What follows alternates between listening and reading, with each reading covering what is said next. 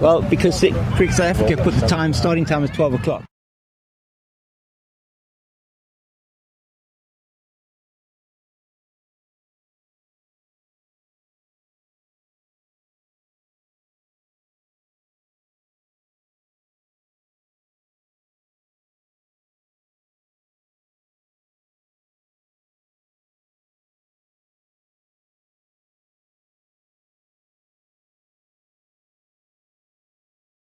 Okay, you want to test it?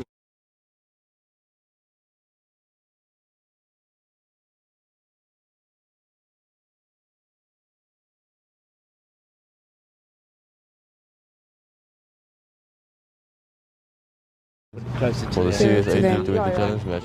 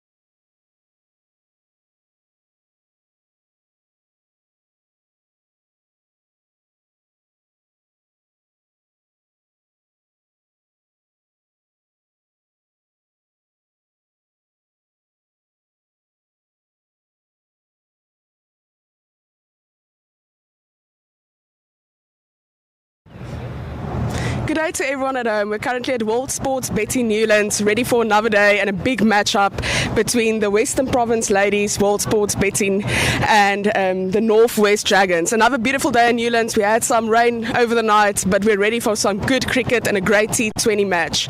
I'm here joined by the two umpires, Wilma and Ian, as well the two captains, Janae Winster and Leah Jones. Are we ready to do the toss? And that will be heads. So our winning captain did call heads. Janae, please tell me, so you won the toss today, what are you going to do? We're going to have a bowl first again. And what's the reasoning behind that today? Definitely conditions and the rain you said we had overnight, so I think it might be sticky a little bit this morning, so we want to take advantage of that. Is there any changes today in the lineup from yesterday? Yes, definitely we have one change. So our international Phoebe Molkenboer is sitting out today and our power hitter Leslie de Villiers is in today. Okay, that's great. Good luck with today and congrats with yesterday's win. Thank you so much. It's a pleasure. We're joined now by Leah Jones, the Western Province captain. Leah, unfortunately you lost the toss today, but please inform me, what would have you done if you won the toss? I would have probably had a ball first. Like Janae said, it was raining overnight. It's a bit soft under the cover, so it would have been a bit tricky in the morning. But now we have to bat it. I think we have to try and weather that storm for a bit. But yeah, excited to see what we can do with that. Do you have any changes from yesterday? Yes, Sinaletu Yasu comes in, Rivka Iso comes in, and Kayla Reinicke, Olu, and Caitlin sits. There's someone else that I'm missing, but I can't remember. But yeah, sorry, I can't remember. That's perfectly. Congrats with just an amazing season that you guys had so far. It's been an absolutely incredible season, and good luck with today's game. Thank you so much. It's a pleasure. Get ready for the game. It's going to be an incredible matchup between the two teams, and we cannot wait. Where's the team?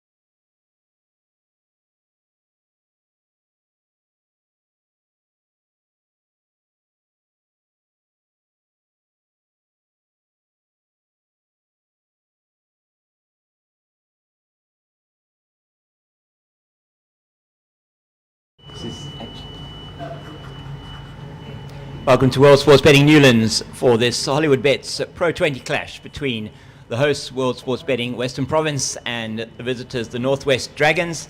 The news from the toss is that the Dragons won the toss and are bowling first, and it is going to be Tabiseng Nini opening the bowling from the Wynberg end. I'm James King. With me here, Ane Havenka. Ane, good to have you here with me this morning, and very interesting clash in prospect here. Yes, James, as you said earlier, we're pretty sure, Western Province they're already in the finals. We're aware of that, but they need to keep winning. Kelsey Adams is going to try and ensure that they do that after a very good 47 yesterday, the best innings of the match yesterday for World Sports Betting Western Province, opening the batting for them, and she was the 9th wicket to fall, playing really an excellent, almost a statement innings from Kelsey yesterday. So she saw a lot of the bowling, and I'm sure Western Province are hoping she's going to get them off to a good start with Danae van Niekerk this morning. Good running. First up, down to Alyssa Erksleben at backward point, and there are just a couple of changes to the both teams. One change, in fact, for the team from Potchefstroom, and that is Lisri de Villiers, who's been in good form with the bat this season, coming in for the Netherlands international Phoebe Molkenboer. And then for World Sports Betting Western Province, 3 changes from that lineup yesterday, and giving opportunities to a number of their squad players, as it's Nini away from us now.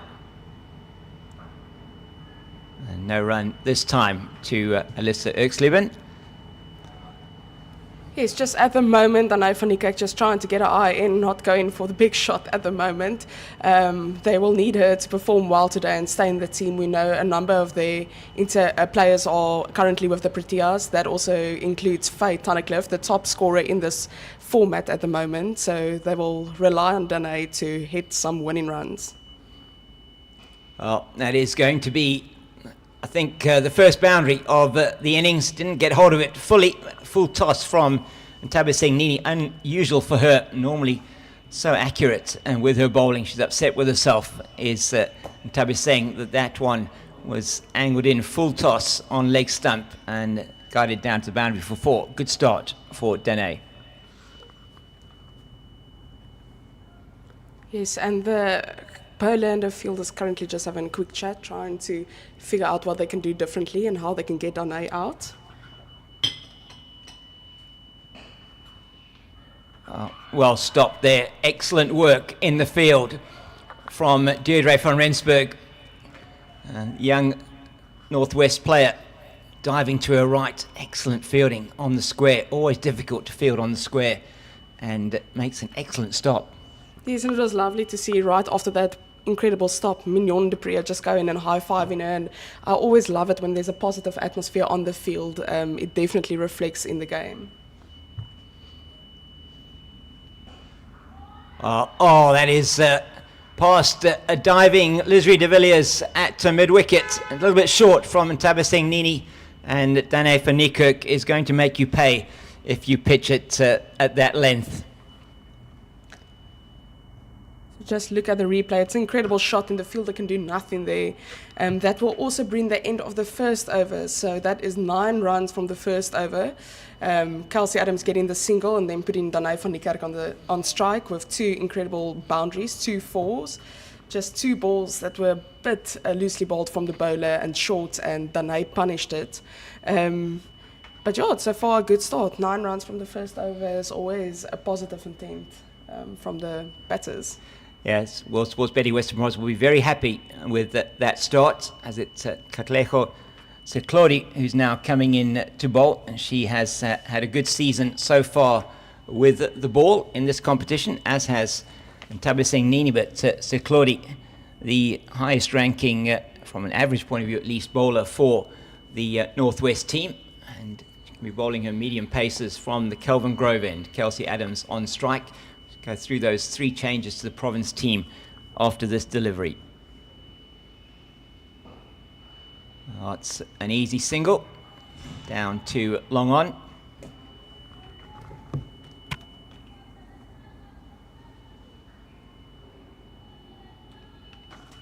He's got Tabasing Nini at long on. There's a ring field on the offside. There's a short third. It's a backward point, cover, extra cover, mid-off. So 6 in the ring on the offside. And then a short fine leg. That's very nicely played to the left of Lisri de Villiers. I think they'll turn for 2. They will indeed. She's going to have to hurry.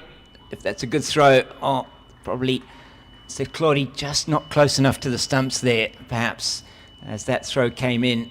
Good running from World Sports Betting Western Province batters there. There was a bit of hesitation from Kelsey Adams, and she was a bit slow through for the second run, but I do think there was always 2 runs on the card, so hopefully getting the early jitters out and won't get run out. Was excellent placement on that previous delivery, and this time straight down to Rensha Tolme at long off. So 2 fielders out, or the long off and the long on. And I think the reason for that is they know that Dane van Niekerk is so strong, straight and over the heads of mid off and mid on. So very interesting field.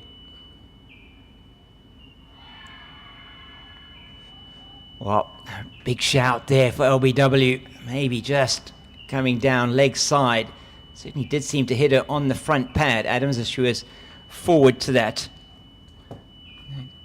Good delivery from Seklori. Just have a look at her, trying to look at her numbers here for the season so far. Just the 4 matches for 5 wickets, just 64 runs conceded.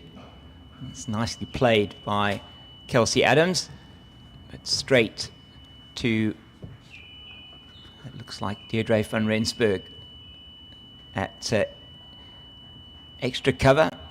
So it really is a ring field on the offside, eh? I mean, they've got the coverage, I would say.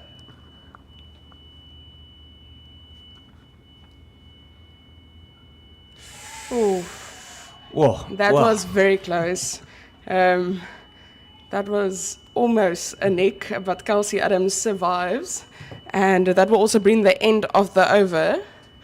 So currently we're on 13 runs from the 2 overs. There was just 4 runs from this over, and Kelsey Adams still early in the match, but currently just on 2 runs, and she's faced 5 balls. Dane van Niekerk has been the enforcer and a bit more aggressive. That has been a very good ball, and there wasn't much Kelsey Adams could do, and the Northwest Dragons were unlucky not to get the nick there. Yeah, I think on 2 counts there, they will just see that ball probably just a couple of coats of varnish away from the off stump as well. So lucky to survive, as you say, Kelsey Adams in that situation. Tabasing Nini, this is her 36th match in T20 cricket, and 32 wickets for her. Very good strike rate and an average of 18.5, best of 4 for 21 this year against the Badgers, and she's away from us again.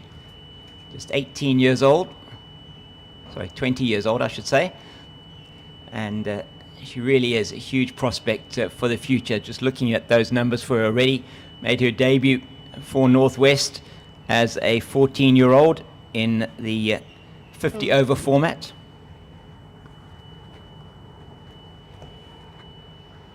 That's incredibly young, but I really think it's very good, especially with our women's sport, to get some early exposure as soon as possible to grow yourself into the professional game.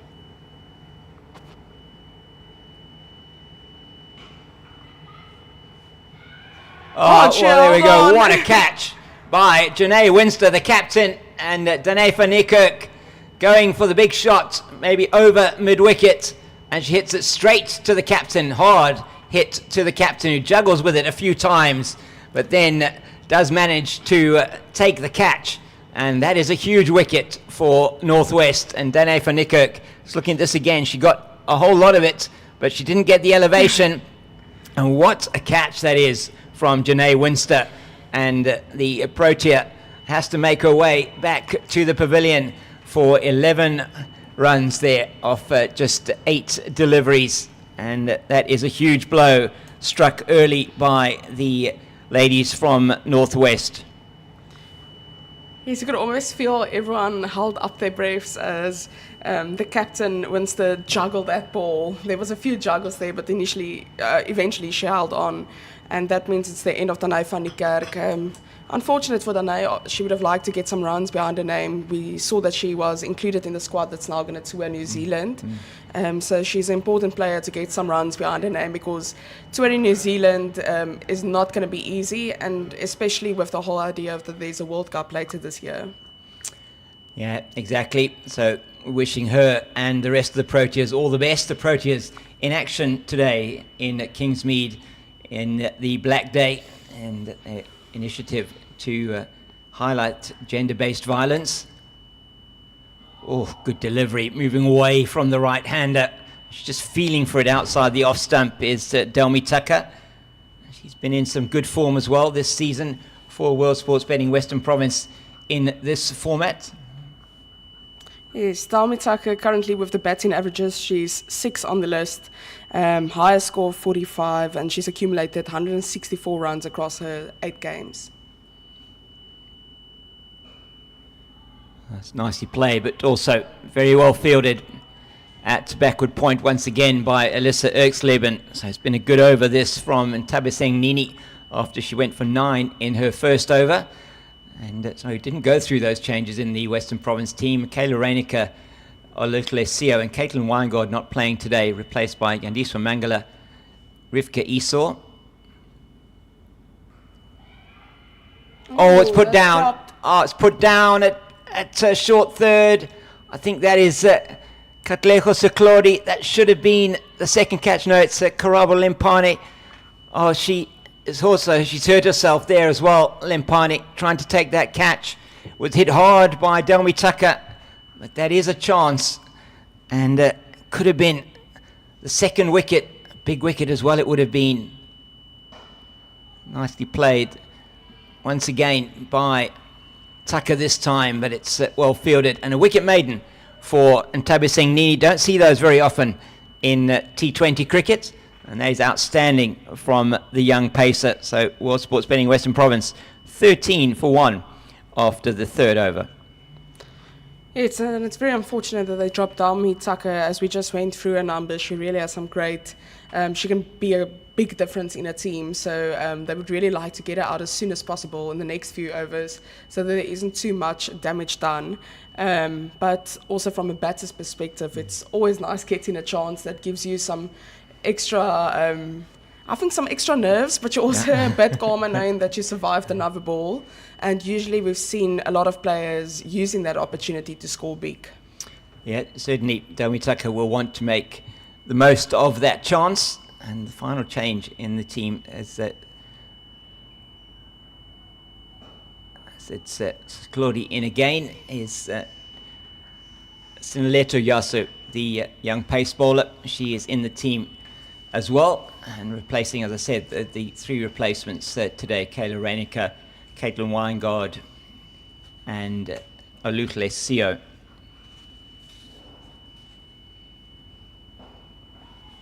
Nicely played by Adams. They'll get through for the single. So a big job to do now here for these two. A batting lineup today for World Sports Betting Western Province that does look like it is a little bit light in terms of their, from a batting point of view. And let's hope that these two, for Western Province's sake, can put on a big partnership. Very important. Same wicket they used yesterday. A bit of rain overnight, so we are expecting maybe it might be a little bit better for batting on today. Yeah, on a follow through. Stopped by the bowler, and that means that they will go through for the single. Definitely in the first over there, I think since the first over we haven't had a boundary yet. No. So that means we're currently in the 4th over with only those 2 boundaries in the start of the match. So definitely a bit of pressure on the Western Province women's side with a T20 you need to score as much runs as possible, and boundaries are very key, but also they don't want to lose another wicket. That will be wided, as Veronisa Reddy does very well down the leg side to pick that one up, first extra of the innings. So yeah, a lot of cricket happening around the world, particularly in women's cricket and in men's cricket domestically as well. So there are a couple of one-day internationals happening around the world. South Africa, as we said, against Pakistan. South Africa winning the toss there and deciding to bowl first at Kingsmead. Pakistan are 11 without loss. That's a big pull across the line, and that beats Lisri de Villiers. I think that's going to go down to the boundary. Is it going to get there? Yes, it just manages to beat the fielder. Good effort, but she didn't manage to cut that off. And so that boundary you were talking about has come through there, Anne. Yes, and also with a bit of fortune, it's usually when there's a wide or something like that, and then the next ball, the bowler gets punished even more. But in that circumstances, I think the fielder could have cut it off. It was not supposed to go for a boundary, but unfortunately, she just couldn't do that, and a bit slow up to maybe try to catch the ball the second time, but at the end of the day, it went for a 4. Well, it is an opportunity once again for a single. So good over this has been so far for World Sports Betting Western Province. Just to go through the other matches happening around the world and around the country. Around the world, Australia against India in their third one-day international in Australia. Australian women scored 409 for 7 there in that game. Oh. It's massive. India now 29 for 1 in the 4th over. Once again, an easy single. That is going to be 2, though. Lisri de Villiers not able to get down and stop that one. It just trickles through her hands. So a big over that for World Sports Betting Western Province. 10 off that one after that brilliant maiden from Antabasing Nini. It's 23 for the loss of 1. James, now that you've mentioned the Australia against India game, we know that India actually did really well in the T20s, but in the ODI series, Australia's just been dominating. And something that's really been incredible for me is that they actually had a few injuries. Yeah. There's a few of their key players not playing. We know Sophie isn't playing. I think Elise Perry isn't playing. 1 or 2 of their players have...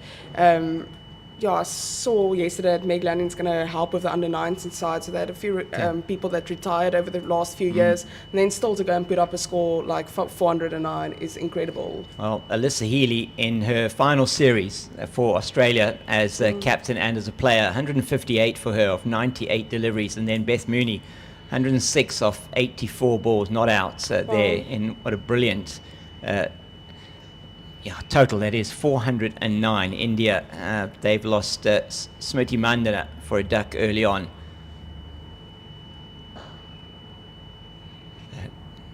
Nini continuing, which I think is probably a good idea. It's very interesting that they, often what they do here is in T20 is that they'll maybe bowl 2 overs and then they'll come back later on, especially with their strike bowler like Ntabiseng Nini. This instance here, she is continuing with her over. This could be a run out. She's safely back, and maybe, if that had been a direct hit, I think it would have been very interesting to see what umpire Wilma Jones would have made of that. And Delmi Tucker almost halfway down the wicket before she turned back. And we are playing on the wicket that is on the furthest to the right of the square, so that's why she's standing on the same side. It's well played by Kelsey Adams. Yes, Kelsey Adams definitely taking some charge in this partnership now. Delmi Tucker still hasn't faced that many balls, just 6 so far, but Kelsey Adams, after the wicket of Tanay van die Kerk, has been the senior batter, and that's been incredible for a lot of pace. As we look now at the replay, she just opened up her hands and played the shot brilliantly. Yeah, really good from Kelsey Adams. I think that knock yesterday of 47 really would have helped her. She was so distraught when she got out, say the 9th wicket to fall, trapped LBW by the same bowler who's bowling to her now. Oof. Swing and a miss. That's she practices what she actually should have done there in terms of moving her foot towards the ball, but when she actually played the shot, she was more sort of in a static position. That's probably why she wasn't able to make good contact or any contact with that delivery. So 3 other games around the country as well. So 2 other games in women's cricket. And some men's games as well today taking place. It's a good quick single. Some great fielding by Mignon de Preux. I'm still in awe of her. She just recently had twins, actually retired from the game and has been playing domestically, and she's been doing so well this last 2 seasons. And some great fielding efforts from her this last few balls. She stopped 2 there and quickly went for the stumps. Unfortunately missing, but great fielding. It's in the air and over the backward square leg region. No fielders there. 1 bounce down to the boundary for 4. Beautiful pickup shot from Delmi Tucker. An excellent over once again for World Sports Betting Western Province. 9 off that. And they move on to 32 for 1 after 5. That would be Delmi Tucker's first boundary of the innings. And as we move now to the 32 for 1, as you just said, I think the Western Province ladies are actually in a very good position at the moment. If they keep their wickets, after that first wicket, their run rate for over 2 fell to 4 and over, but they've picked it up nicely now to 6.4. So if they can keep going like this, I think that would be really good for them. As we now see Katlego Slori back into the attack. So as you said, they're not going with the normal 2 overs, but they're giving both their strike bowlers another opportunity. Oh, straight through Lisri de Villiers once again. I think that was in the air as well. And maybe a half a chance. And goes down to the boundary for 4. Now you feel just a metre to the right, and that would have been straight at the fielder. Let's just have a quick look here at the replay.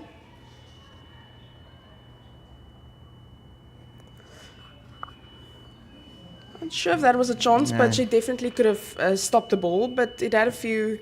It was a tricky ball. Yeah, hit very hard by Kelsey Adams. You can't bowl short on this wicket, and that's been difficult so far for the opening bowlers, as that's once again 36-year-old Mignon de Preux throwing herself around the Newlands outfield. Wonderful to see. Mignon is impressive. I just, again, recently with this Protea series saw some of her figures, how many runs she accumulated for South Africa. She's an incredible player, and sometimes if I see a player, I wish she could give it another opportunity. Oh, it's beautifully picked up from just outside the off stump by Delmi Tucker.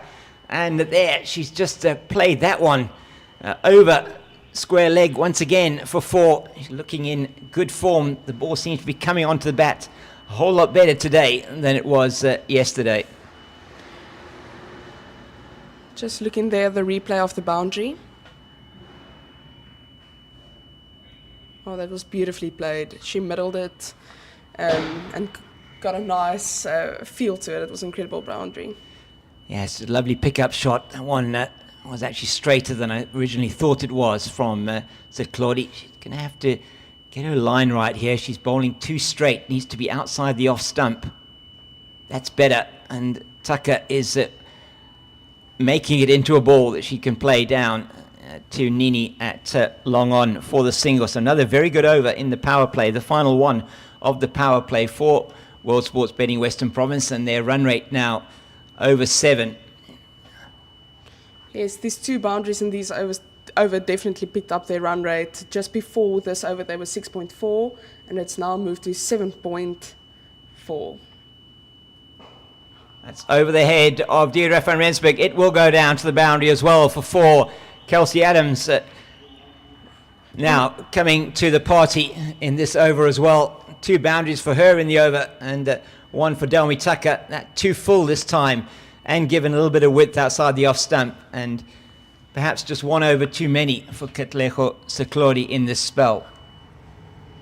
Just have now a replay of the boundary. Again, opened the bat nicely, free the hands, and it ran for a boundary. That is off the wicket keeper, Veronisa Reddy, and is by. So a very good over for World Sports Betting Western Province. 15 off that, and 47 for the loss of 1 after the power play, batting at just under that 8 runs to the over. Big over that for World Sports Betting Western Province, Ane. And you were talking about Kelsey Adams there, what she did really well with that shot over extra cover, and she said she opened up her front foot and really just played through the ball. Yes, no, she's been looking really good, and as you said yesterday, she was exceptionally good. And maybe for some of our viewers that didn't watch the game yesterday, the Western Province women didn't have a fantastic day with the bat, but today is a lot more positive. So I assume Coach Claire said something yesterday to them or this morning that today is a new day, and use the opportunity to rectify your mistakes. And so far, they've really been doing that. The power play has just finished, and it's 47 runs for only the loss of 1 wicket. And 47 runs in a power play is really good. So that's a good base to start from. It's in the air, should be taken, and isn't going to be taken. Nobody called for that one, I think. That, to me, was probably Deirdre van Rensburg's catch. But between the bowler, Mignon du Preez, and Deirdre van Rensburg, nobody going for that. So she survives, does Kelsey Adams. Fortunately there, you feel.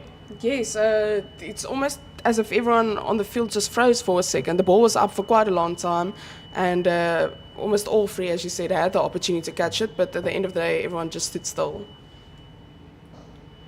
Nicely played by Tucker, and they're not going to come back for 2 on this occasion. Alyssa Erksleben into the attack, and she had a very good day with the ball yesterday, did Alyssa Erksleben.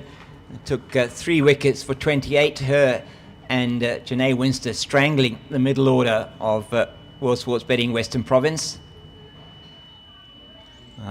She's playing off the back foot. That's a characteristic sort of flat batted shot from Kelsey Adams. And it's already moved to 23.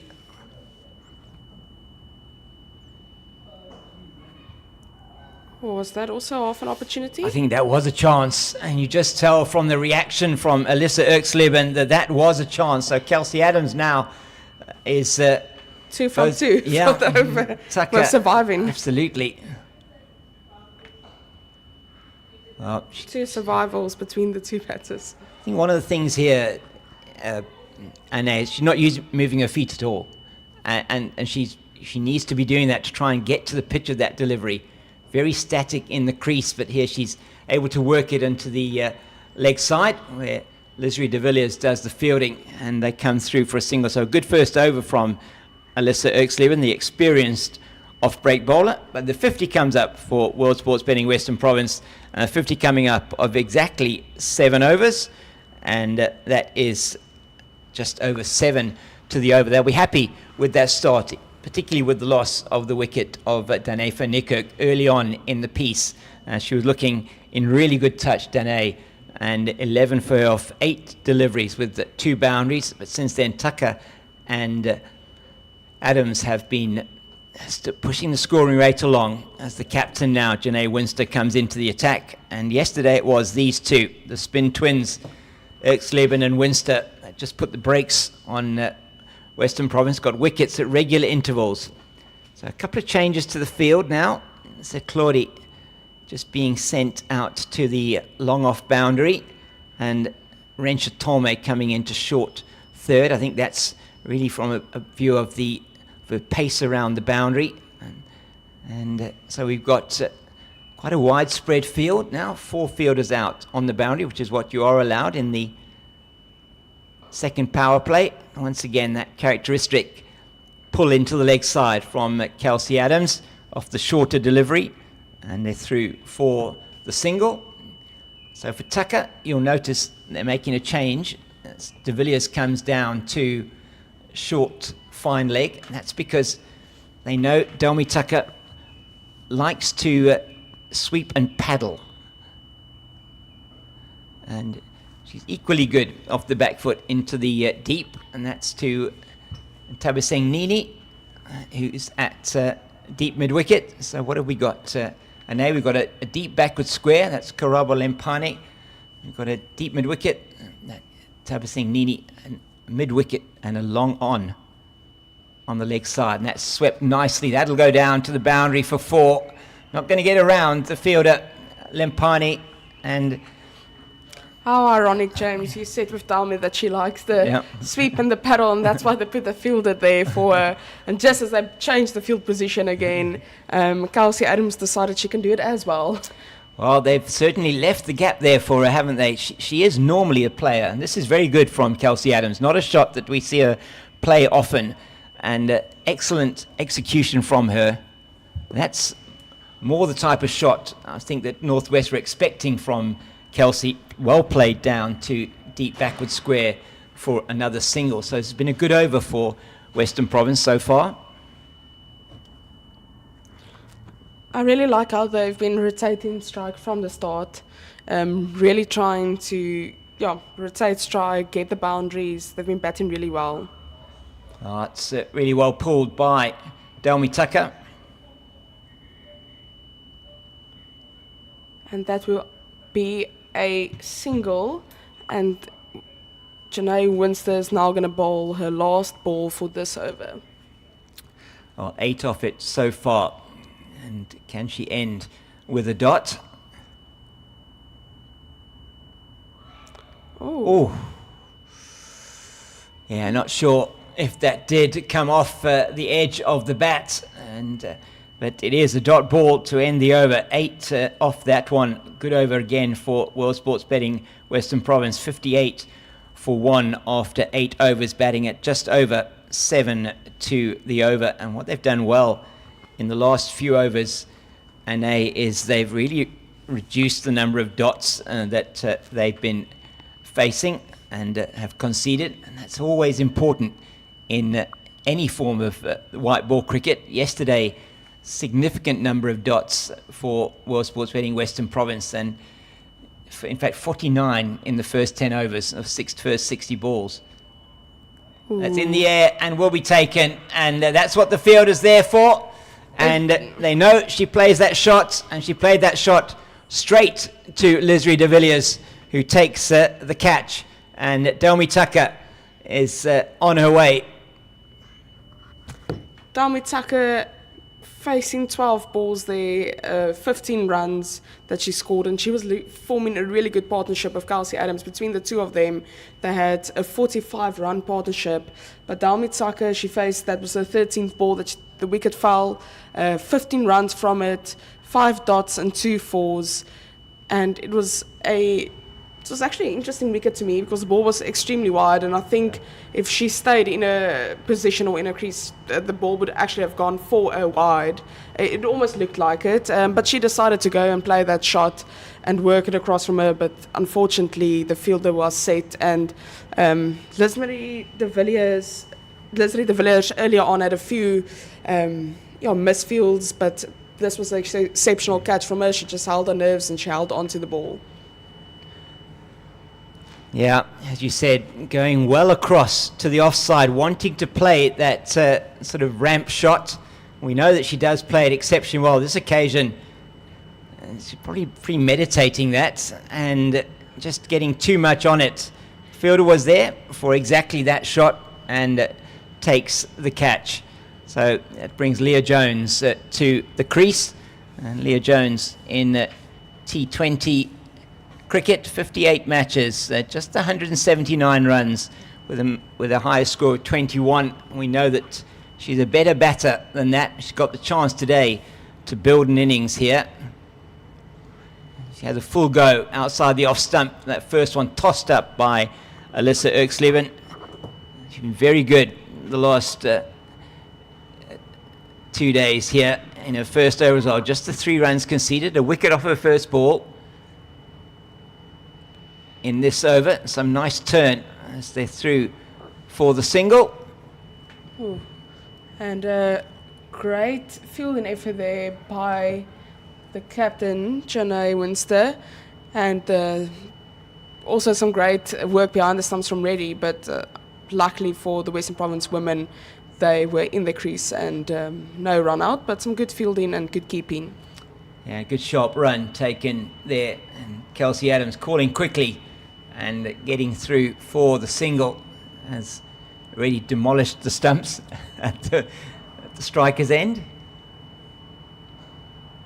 Well, another dot ball. It's really a good over from Lisa.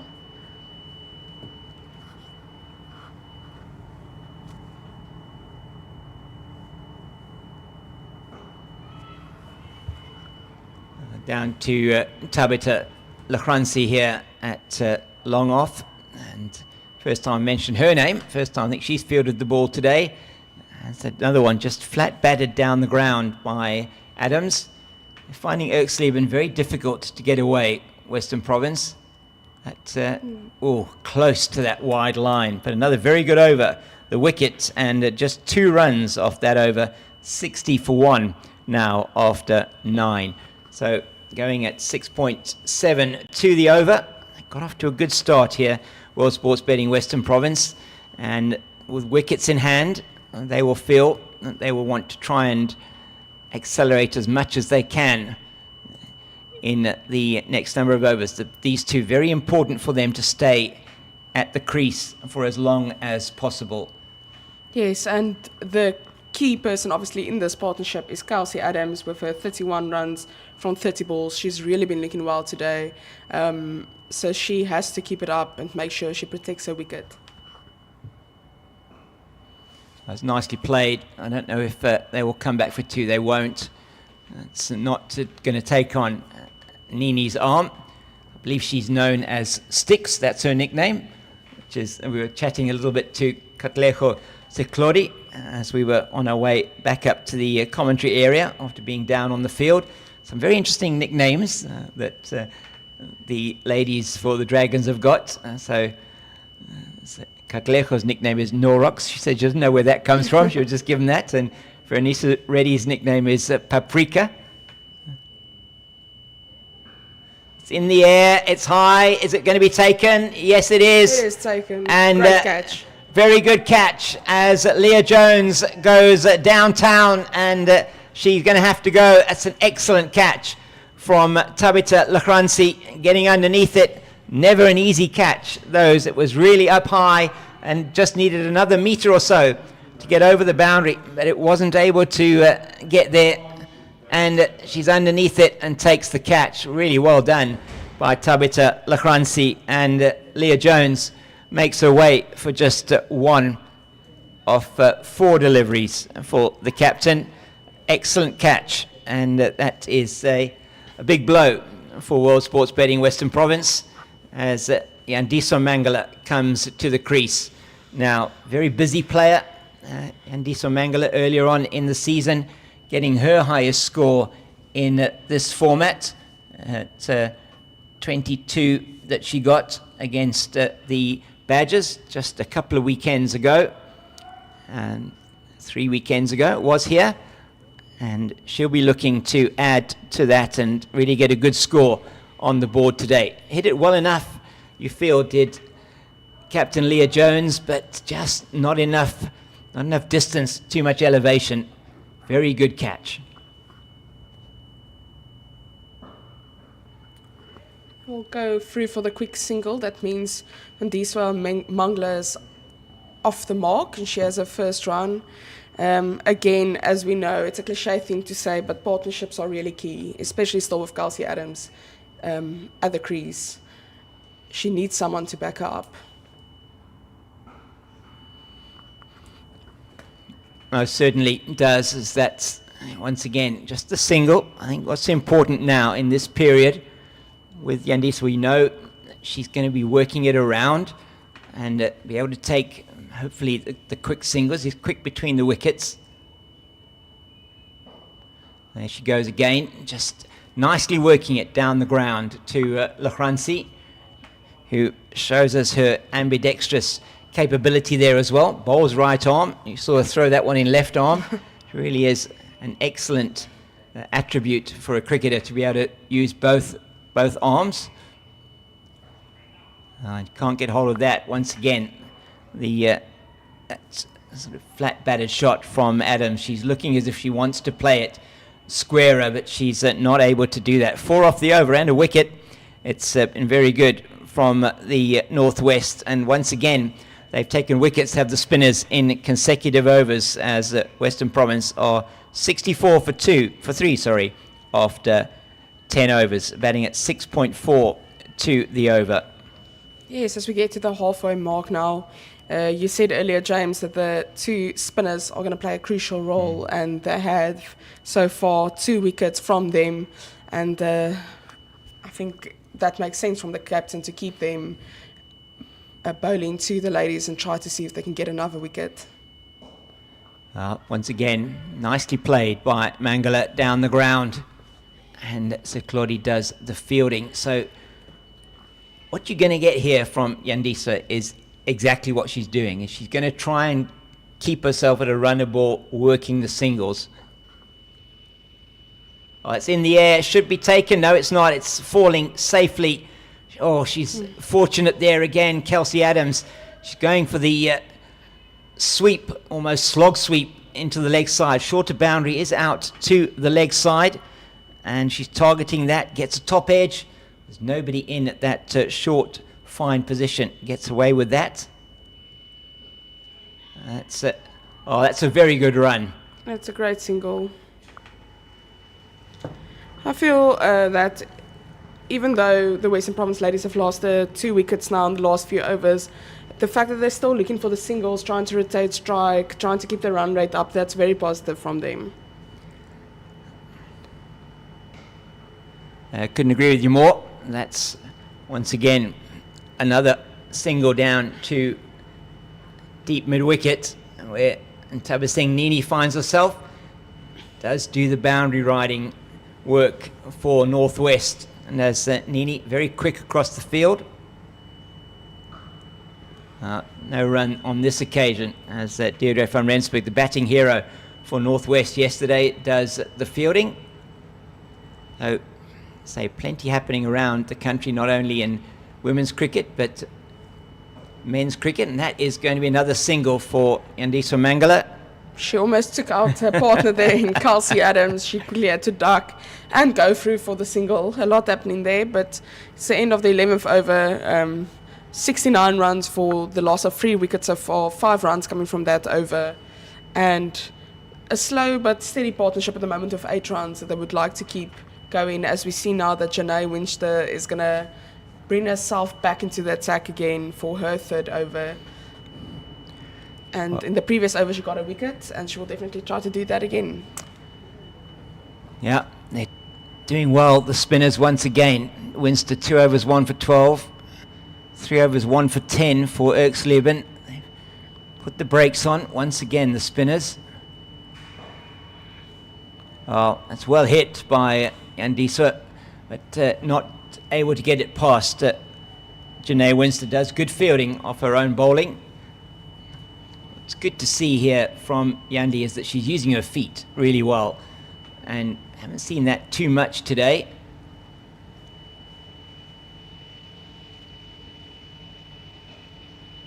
And once again through for the single. Quick pickup from de Villiers, but she's very quick between the wickets. Is the Western Province middle order batter. She's through for the single. She's moved to 6 of 8 deliveries. Well, it's that same shot again, and she's practicing playing it over the offside, but the way that her body shape is playing that shot, there's no way that that ball's going anywhere near the offside. Kelsey Adams, it's something she's probably working on. She hits that nicely enough down to Lachransi. Will still only be a single, a very good over so from Winster.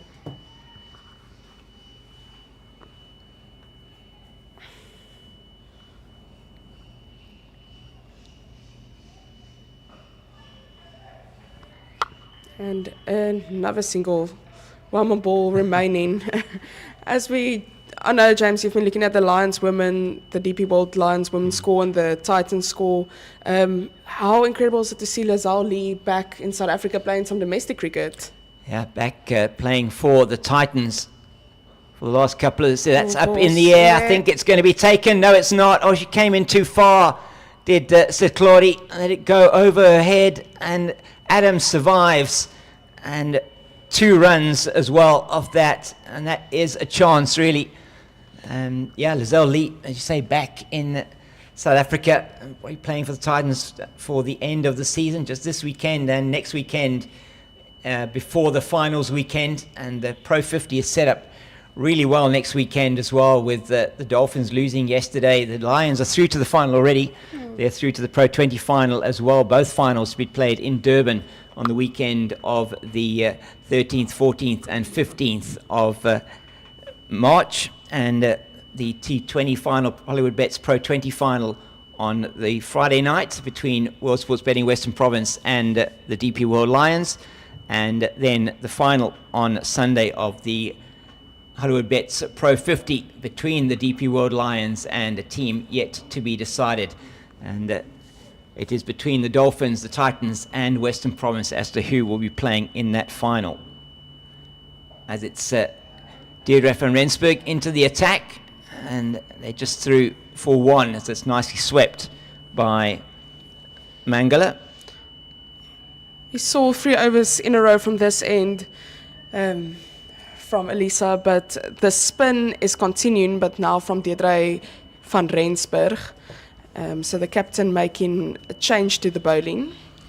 So just 18 years old, Deirdre van Rensburg. Excellent innings yesterday of 77 to win the game for her team. That's neatly played. Well, oh, they are going to get the single now. She'll be upset with herself there. Well, Mignon not able to field that one cleanly. A rare misfield from her, but not too much damage, just the single. So he's 17 years old. Oh, that's in the air. That should be taken, and is. And Yandiswa Mangala just trying to pull that one with the ball turning away from her with the leg break bowler. And it is the 4th wicket down for World Sports Betting Western Province. It was a very busy innings there from Yandiswa Mangala. She goes for 8 of 11 deliveries, and she certainly brought a little bit of energy to the innings, and she makes her way. And it'll be Jaylee Philander coming out to the crease now, the Western Province wicket keeper. So 76 for 4. Just as we quickly look at the numbers, 8 runs from her 11 balls, no boundary unfortunately, but she built a good partnership with Kelsey Adams, a small partnership of just 15 runs, but still valuable in a T20 game. But that ball went straight up, and Reddy was right under that ball. There was, in the last few hours, a few lucky chances, I feel, from the Western Province women where they did survive, but I guess with this one their luck ran out. Indeed, luck certainly running out there, not falling into a gap this time. She just tried to pull it across the line. So elsewhere, as we say, in that one-day international in Durban, Pakistan doing very well there, 71 for 1 after 9.1 overs in the match in Johannesburg. Swept by Jaylee Philander. That's a loose delivery down the leg side by Van Rensburg, but she's not able to take full toll of it, but at least she is off the mark with that shot. And also a busy player, very quick between the wickets. Important day for her today. You just feel from a batting point of view, I mean, her position as wicket-keeper is confirmed and secure here in this Western Province team. Outstanding glove work from her. That's down to long on for the single from Kelsey Adams. 2 bounces before it got to the fielder. There was almost a bit of positivity when that ball was in the air, but it was just short. And Philander just have to get her eye in and build the partnership with Kelsey Adams. Again, as you said, from yesterday, Kelsey Adams, we're almost now in the 14th over, and Kelsey Adams is still in. Well, nicely played by Jaylee Philander on that occasion, moving her feet well, and again 5 off the over. just the one dot, which was the wicket ball. So they're keeping the scoreboard ticking along of Western Province, though. 79 for 4 after 13. News from that match between the Lions and the Titans is that they're yet to lose a wicket, the Titans. They are 74 without loss after 11.3 overs. Lizelle Lee has gone to her 50 there, 53 off 40 for her.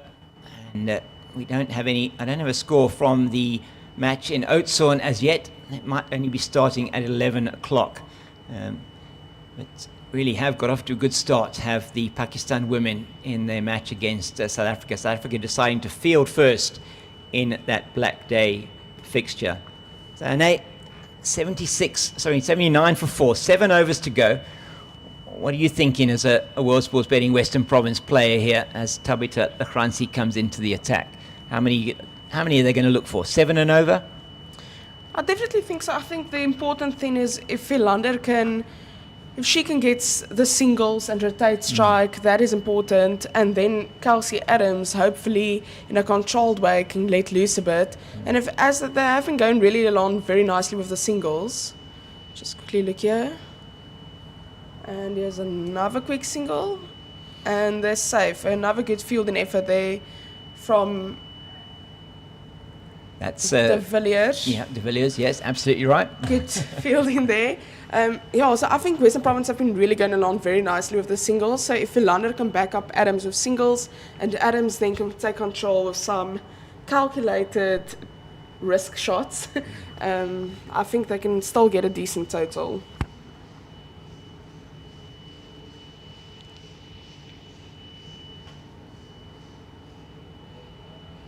Oh, it's very well played by Kelsey Adams. That is a couple of bounces down to the boundary for 4. It's just short from Tabitha Lachransi, and seeing the ball really well at the moment is Kelsey Adams. She's on to 44. Have a quick look there at the replay of the boundary. She almost got a top edge maybe even, but it really was played with some force and over the head of the fielder at short fine. So no change though to the field. I think that's the right thing here.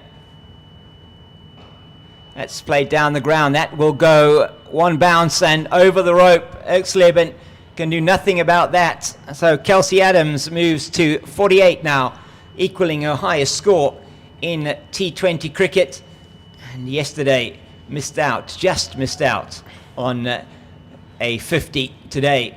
Could she go to her first T20 50 in this Hollywoodbets Pro20 clash? Once again short from Tabitha here, Ane. It's played along very nicely.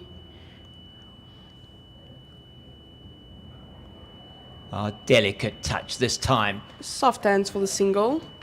And as Kelsey Adams went there through for the single, that brings the score to 49. But Philander is now back in the attack, facing the ball. We know 48-49 is always a bit of a stressful thing in cricket. Same with 98, 97, 99. But she's still in it. Oh, it's nice from Jaylee Philander as well. Just rotating the strike very well. A runner ball at the moment for her. Scored off every ball that she's faced. That's exactly what they're wanting. Yesterday, she was just stuck in the crease in her innings, and I think it was the fact that she was almost trying to survive because there was so much time left in the game. Well, she's not going to get a single there off the last ball of the over, but a good over for World Sports Betting Western Province. It is 11 off that one, and it is 90 for the loss of 4 after 14. Yes, I think the Western Province ladies, they're almost equaling their score of yesterday in the 50 overs. So that just shows, firstly, how badly yesterday went for them, unfortunately. But today, how nice they've rectified that. It's a very decent score, I think, so far. And most of the players, I feel, really have been thinking about what they're doing, going for the singles, as I said earlier, going then for the boundaries if they get the opportunity. And the last few batters have tried to support Kelsey Adams, but the the Northwest Dragons know how important it is to get it out. Verlander now on strike to Van Rensburg. It's in the air, but it is going to fall safe in front of Nini. And once again, another single for Jaylee Verlander. Now, Kelsey Adams on strike. The field changes significantly for her. There's a deep cover, long off, long on, deep mid-wicket. The full field is out. Short, it's paddled around on the leg side, and it is missed by the backward square fielder, and Kelsey Adams goes to her first half century in T20 cricket. What a moment for the young Western Province player. Yes, incredibly well done there. 50 runs, 53 runs from 45 balls. And in what style did she get that 50 with a boundary? Well done to her. Quickly looking there, 53 runs, 45 balls. She's been in right from the start. 17 dots, but it's definitely the 8 fours that has been getting that incredible score. She'll go through for a single. It's at De Villiers Field. So Kelsey Adams this season been given the task and responsibility of opening the batting for World Sports Betting Western Province, and she's taken that responsibility and she's done so well. Her first 50. Jaylee Verlander now playing it into the leg side where Nini will do the fielding. Verlander playing her role here to an absolute T, just giving Kelsey Adams a strike off every single delivery.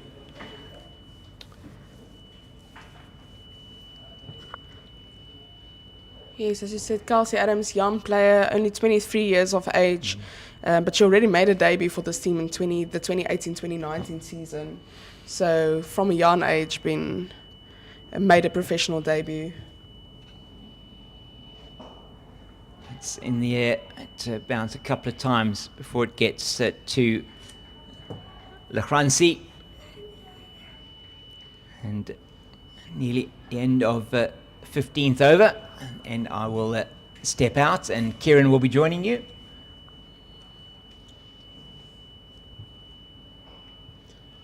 And that's just a dot ball. Welcome from the bowler as she ends her second over there.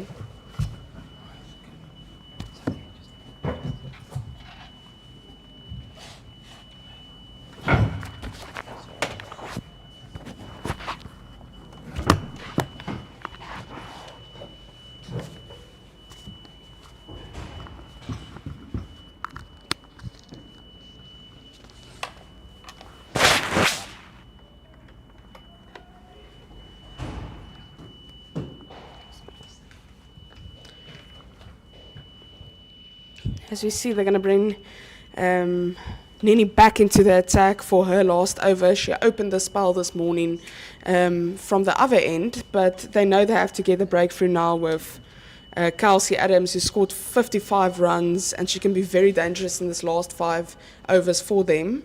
So let's see what she can do now back in the attack.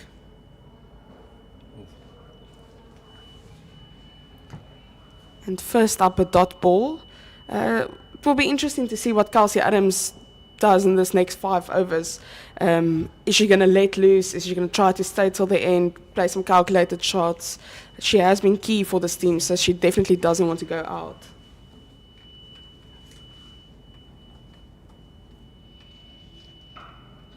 Oh. Over the top, and she'll just get the single. Very good morning to you, Anne. Good morning, Kieran. It's really nice having you here with me. It's been a good morning so far for the Western Province women. They've lost a few wickets here and there, there was 1 or 2 good partnerships, but it's Kelsey Adams who stood tall. And some good bowling from the Northwest Dragons, but a drop catch here and there. Oh, another big one over the top, but and this time it makes its way to the boundary. The 100 coming up with the previous delivery. Kelsey Adams now freeing up the arms, and that takes her to 61. Yes, the fielder was there, but the ball just as it hit the ground, spun out of control, and she just couldn't get into it, which led to the boundary. As we watched the replay there, it was very quick on the outfield. Yeah, just misread that one, did the fielder on the boundary there. Who's going to lead between the two? I know you lead. I know you lead. Okay. Cool. You do. You perfect leading. Oh, and that's a good ball, but Kelsey Adams decides to go for the quick single. She just, it almost looked like a dot ball. She just played it very softly to the right of her, but at the end of the day, she decided to go for the one run. I think Kelsey Adams has been really good this morning, Kieran, with scoring singles, rotating strike, keeping the run rate up, but then also getting the boundaries. She's hit quite a few boundaries thus far, but we see Philander now back in the attack. Her role is just to keep the scoreboard ticking. Oh, comes down the track and misses out that time. Yeah, most certainly in terms of Kelsey Adams wanting to rotate the strike, she's got 62 from 51 deliveries. Didn't quite get the last shot coming off the way she wanted to give that one a bit more aerial over the top on the offside, but was able to pick up a single.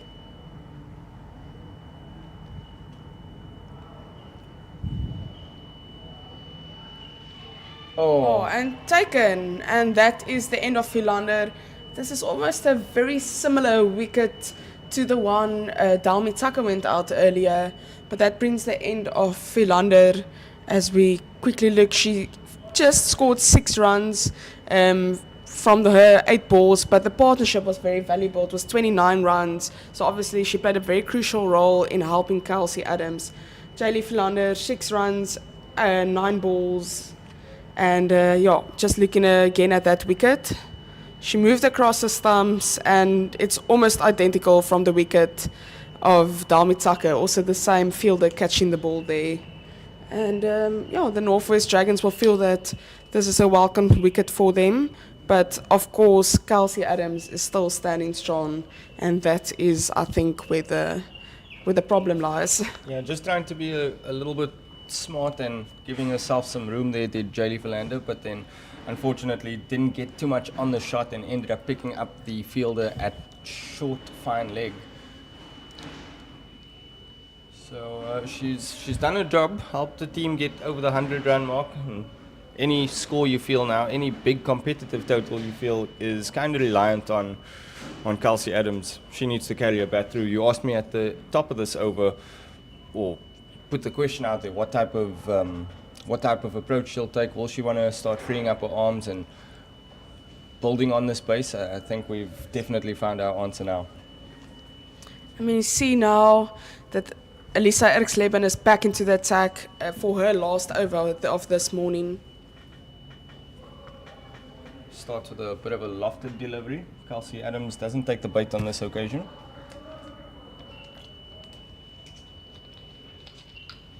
And the run rate now just over 6.5 and over. Western Province will feel they want to maybe up that to about 8, maybe 9. Kieran, what do you think is the score we can look at this morning as we move into the back end of this innings? I'll tell you after this next delivery.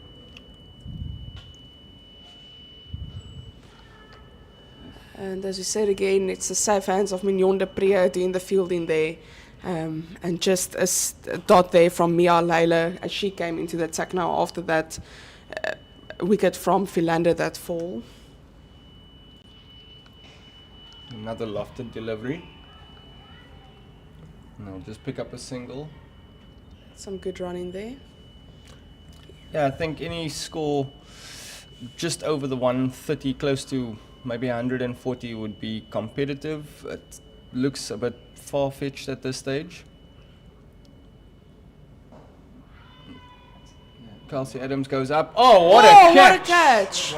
That's a genius catch from Pedro from Rensburg. Wow. Oh, wow. The ball was moving away from her. She had to make ground and she went in for the dive.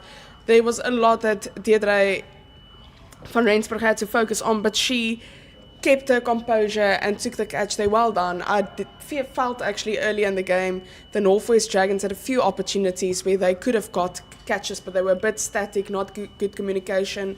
But what a catch that was.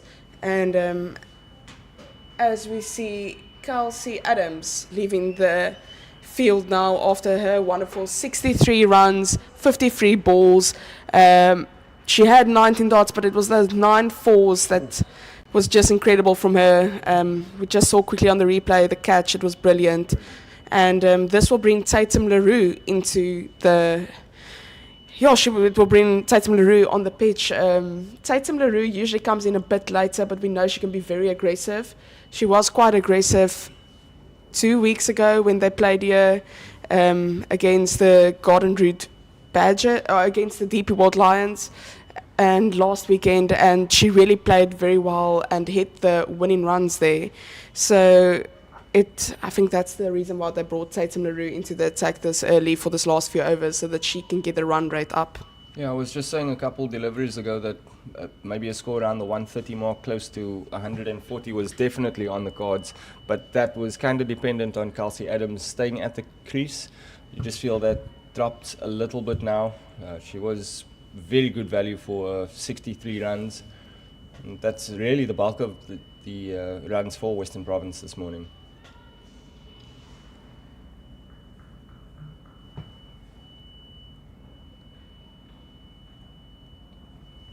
Ooh, she tried to sweep that ball away, but swing and miss, and the keeper holds on to that ball. So just a dot.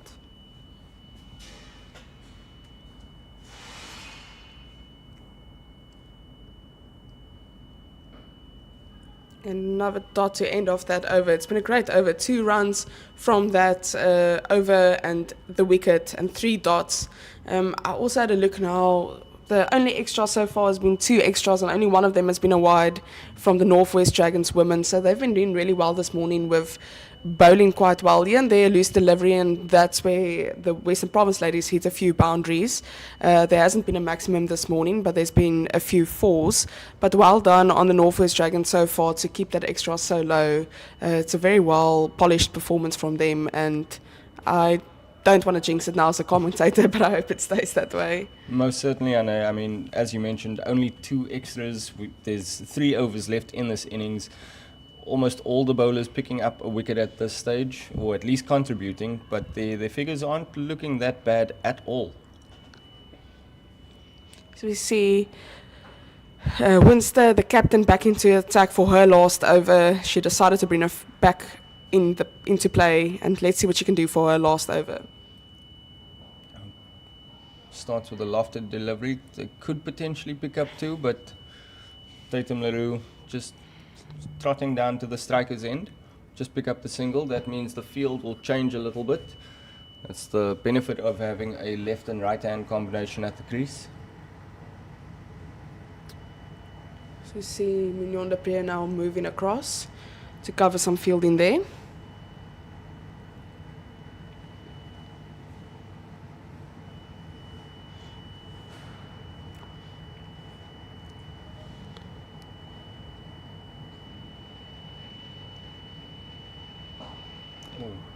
Down the ground, but she'll just pick up the single. 1 bounce just before the fielder. A bit risky, but they get the single, and I think that is important. As we see Tatum LaRue just mimicking that shot again. I don't think it's entirely what she wanted to do, but if it carried, then she would have been out.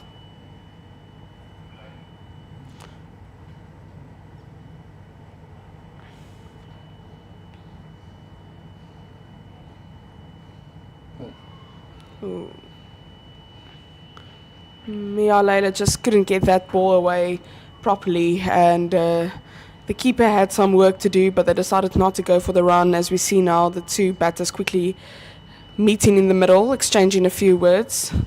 Yeah, just trying to work that off the pads there was Lola, but couldn't quite get it away. There's a lot of space on this leg side for a single. Just again can't seem to work that Winster delivery away.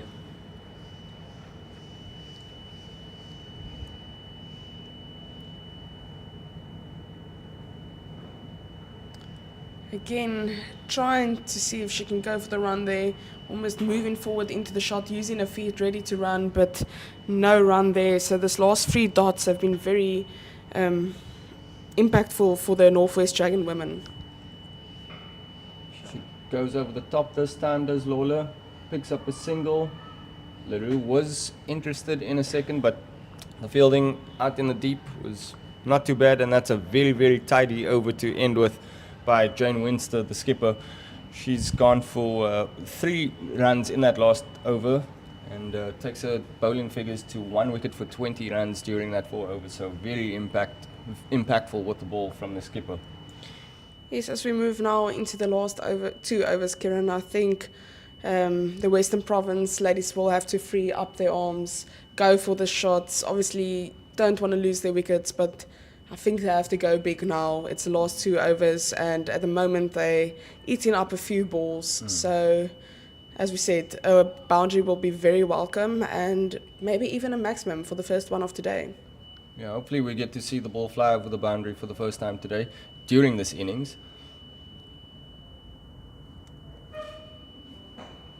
Goes for the big shot. Again, does Mia Lola. Will just pick up a single as that gets collected at long on. Yeah, as just to your point, Anne, about just taking a bit more risk. Now is the time. There's about now there's 11 balls left in this innings, give or take, without any extras, but they've been very tidy in that department. Ooh, she gives that ball a bit of air, and Tatum just misses out there, couldn't get the ball away. So that's another dot ball as the dot balls start to pile up. Yeah, really trying to play across the line for that one was LaRue, but she couldn't quite pick it up. Aerial again, down the ground, and does some fielding of her own bowling, does Van Rensburg. Definitely think this is where a player like Kayla Reyneke could have come in very useful today at the back end to put that run rate up. Aerial again this time, and it looks like she may have pierced the gap. Oh, brilliant.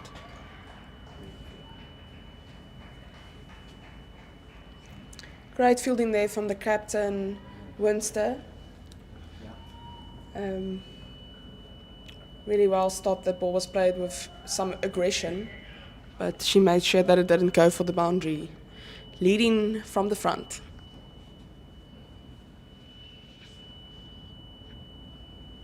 That one's a bit short, and LaRue picks up that flight of that delivery and manages to go over the bowler's head, down the ground, and they'll pick up 2. Some good teamwork there from Van Rensburg and Legrandsie, doing the fielding, then pitching up the ball so it can be thrown back. I think this whole morning their attitude has been very positive in the field from the Northwest Dragons. That one just on the legs. Oh, bit of a misfield. Western Province will pick up 1 more to bring an end to the 19th over. That takes them to 116 for 6. And how do you see this one ending? What sort of score can Western Province post from this point on? Kieran, as you said earlier, anything above 130, almost edging to 140 would have been really good. Unfortunately, I don't see that happening. So I think if we're very optimistic, 130 would be great, but 14 runs from the last over is a bit of a stretch. So my final score is 125, which I don't think is the best score. Maybe we would have hoped for a bit more. As I said, let's hope they edge closer to 130. But if I had to put a score in, I think they can get another 9 runs from this over. But hopefully they prove me wrong. As we see now for her last over of the day, Katlego Story back into the attack. She actually had a great morning, but it was her 3rd over that just brought her numbers up badly. Tatum LaRue goes leg side for that one. Didn't quite run that first one too hard, otherwise they could have maybe put the fielding side under pressure to turn for a second. But certainly based on the way the Northwest Dragons women have been bowling this morning, how alert they've been in the field, you wouldn't expect this this over to be a big one. So Western Province, these two batters, Lola and Leroux, they're going to have to come up with something pretty special if they're going to get close to that 130 run mark, which I think is a very defendable score.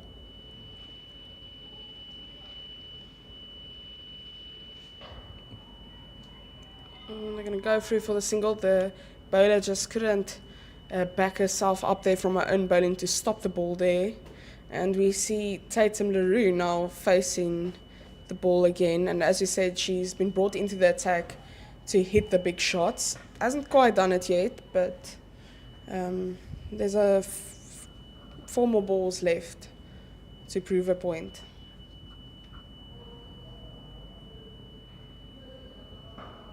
Oh, she goes aerial, does Leroux, and finally we get a maximum. The first one of the day, with 3 balls left to come in this innings, rather late than never. But Tatum Leroux picks up the flight of that delivery and sends that one flying over the boundary down towards long on. That also brings the score to 124, so I definitely think that is a very welcome boundary. Tatum Leroux would have liked to get that away earlier. She's already faced 9 balls before that boundary, before that 6, but as you said, very welcomed.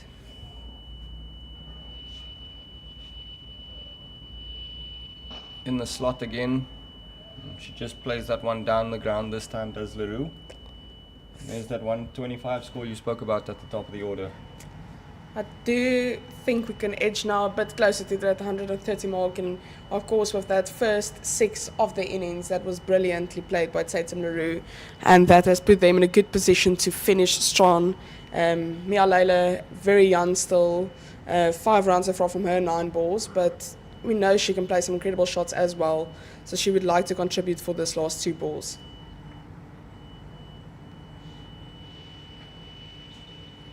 Goes for the big one, and they'll come through for a single. Wasn't sure if that struck the bat, but no signal from the umpire to say byes, so that definitely must have come off the bat. Mia Lola just struggling to make proper bat on ball connection this morning, but she's been there and done her job. Leroux goes big for the last delivery, down to mid-wicket, and they'll just get a single. Leroux did threaten to come back, but... And that will bring the end of the World Sports Betting Western Province Women's Innings. 127 runs for the loss of 6 wickets. A stand-out performance from Kelsey Adams with her 63, putting again form 4 from yesterday. Tatum Leroux actually from the back end, with especially with that 6 coming in second with 15 runs. Dalmi Tucker formed a nice partnership with Adams for 15 runs, and in the beginning Danai van Niekerk looked quite promising with 2 boundaries for her 11, but it's also then Elisa Erksleben that had got 2 wickets from her 4 overs and just 12 runs conceded, and she was backed up nicely by Nini, Winster and Van Rensburg that also got a few wickets. Overall it's been a good performance with the ball from the Northwest Dragons, but also I feel the batting was incredible, especially with Kelsey Adams leading from the front. And as we take a small break now, we're looking forward to see you in the next innings when the Northwest Dragons is going to bat.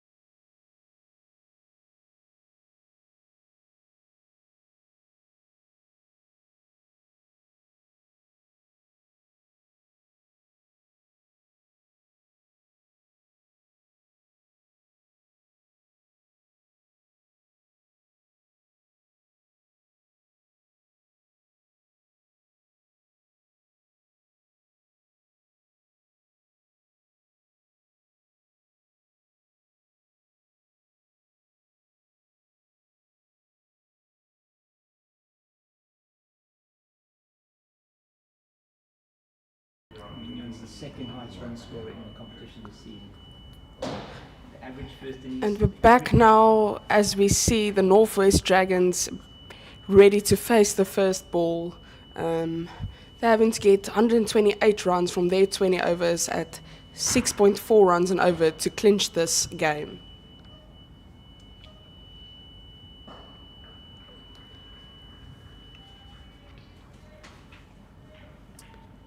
First up a dot, Mia Lawler into the attack for the Western Province women with the bowling. We've been speaking about her the last few weeks. She's such a good young prospect, she's still in high school, but she's been bowling incredibly well and a huge prospect for the future. Oh, lofted, and there's a wicket. A bit of catching practice at point there. Looks like Dalmi Tucker hung on to that catch. Just a lack of footwork from Berenice Reddy. Didn't look too jumpy on the crease at all. Didn't look uncomfortable in that first delivery, but not the start that the Northwest Dragons women would have wanted. It's only in a second ball. The first one was a dot and the second ball was a wicket. Really a good catch from Dalmi Tucker, straight to her chest height, and she just kept that ball in her hands. As we see now, de Villiers coming in already in the first over. Leslie de Villiers, it's not what the Northwest Dragons would have wanted, but we know the key wicket here is Mignon de Priya. She's been in really good form. She is the second highest run scorer after Faye Tunnicliffe in this format for the Hollywoodbets Pro20 series. So she is incredibly important for them. Yeah, incredibly important for any side. Boatloads of experience, multiple caps for the Proteas women in all different formats. Quite an effective player to have in your side, especially in this format of the game.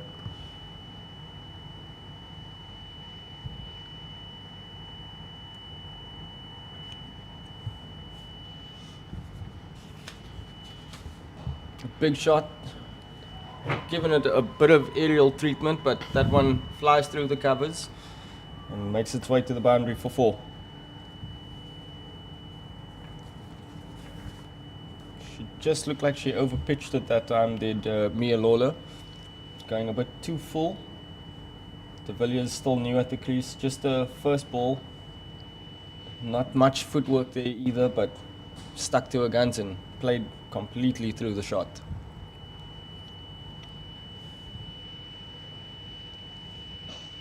Oh, similar. Oh, and it will go through for another boundary.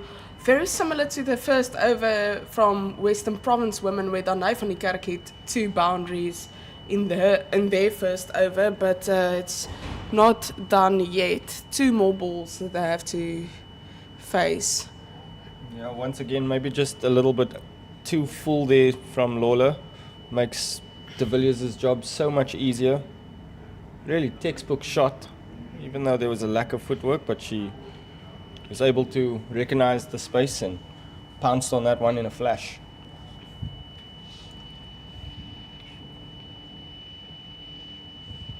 Much better this time. She changed the line a bit, and a half a shout from the bowler and her fellow teammates, but the umpire isn't interested. Umpire Ian just held his hands down, no wicket there. Yeah, going a lot straighter that one did Lawler, and pretty half-hearted appeal from the Western Province fielding side. Oh, it's a fumble from the Western Province skipper, but she just about manages to get enough onto it to stop it from going to the boundary. Otherwise, you expect that one would have made its way to the fence. Exciting first over from that.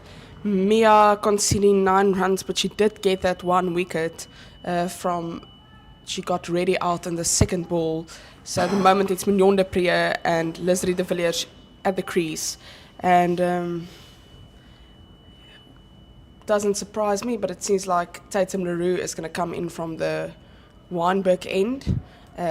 We've spoken so much about Tatum LaRue previously, and if you follow domestic cricket, you know what's incredible role she's been playing for this team, the amount of wickets she could get, and incredible fast bowler. So without further ado, they bring her back into the attack to face her first over. Pretty solid start to the run chase for the visiting side, needing to go at just over 6 or just under 7 and over at the beginning of the innings. They've managed to get 9 from that first over. Let's see what they can do in the second. Bit wide, but the batter seems to get some bat to ball as they go through for a quick single. And after a very exciting first over, this will be the first time that Mignon Priya is facing a ball. Interesting stuff. Yeah, a bit of a loose delivery to start with for Leroux. Just a bit on the leg side. Oh, that one moved in the air a bit. Much better than the first.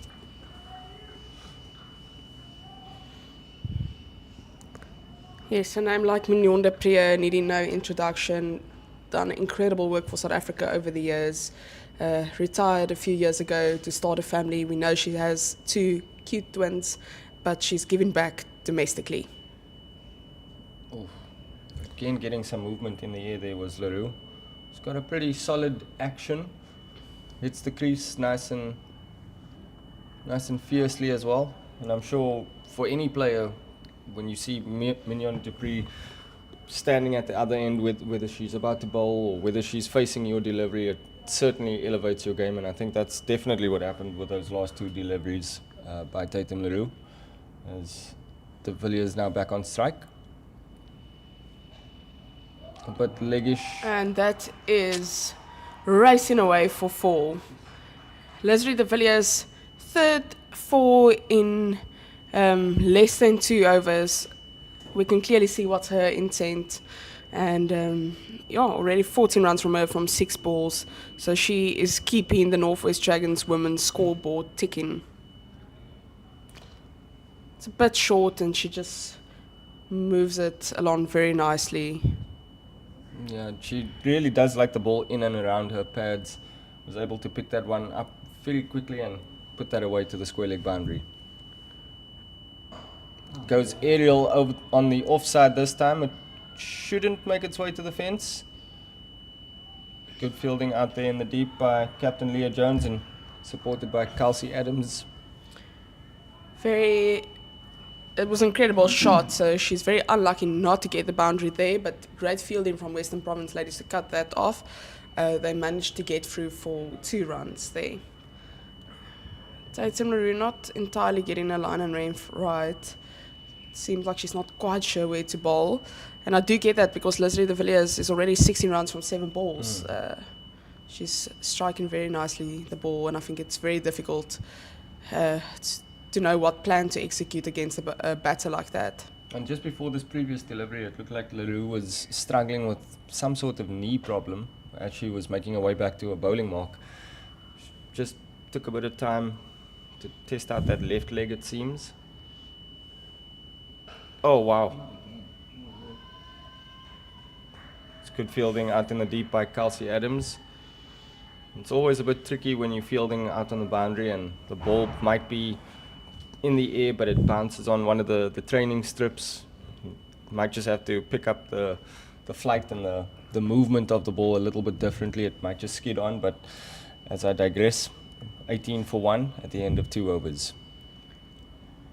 Yes, very similar first 2 overs from the bowlers, both going for 9 runs.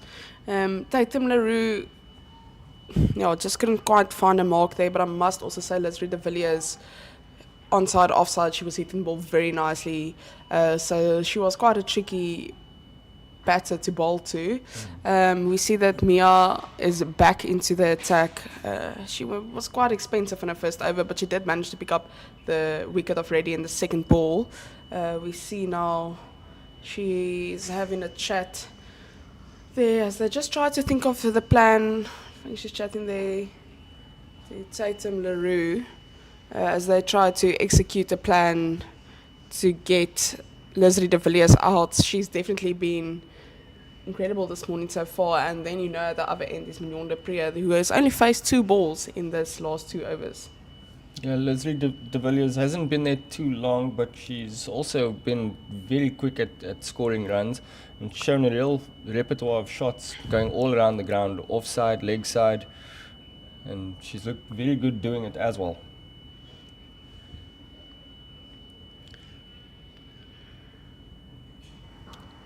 But a bit of width outside that off stump area, she manages to cut that one away.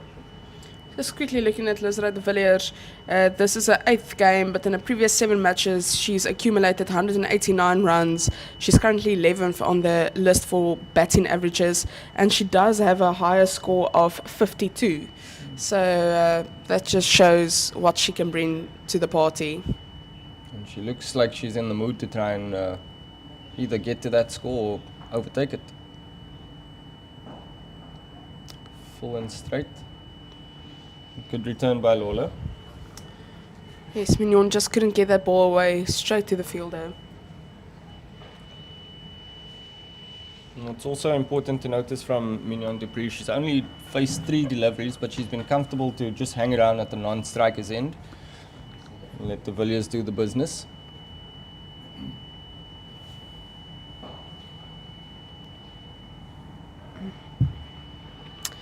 Just not getting the ball away at the moment, Mignon de Pree.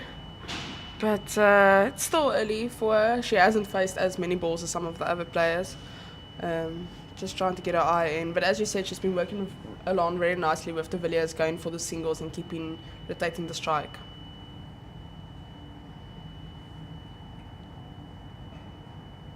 Soft hands, plays that one behind square and nicely picked up by Dalmi Tucker.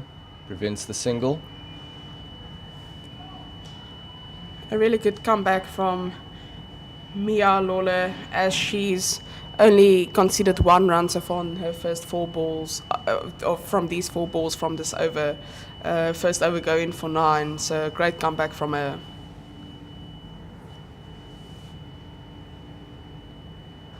Oh, brilliant shot by the experienced Mignon de Pree. She walks across to that off stump, gives herself that little bit of room and then just clips that one over the square leg. Makes its way to the boundary. Smart bit of batting. Oh, look at that. Just flick the wrists. Absolutely beautiful. You can teach a lot of things, but you can't teach experience.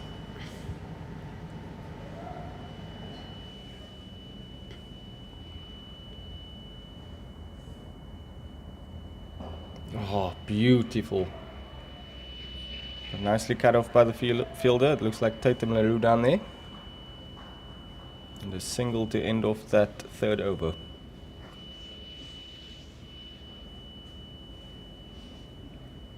Yeah, so just quickly, 3rd over, as you said, has just finished.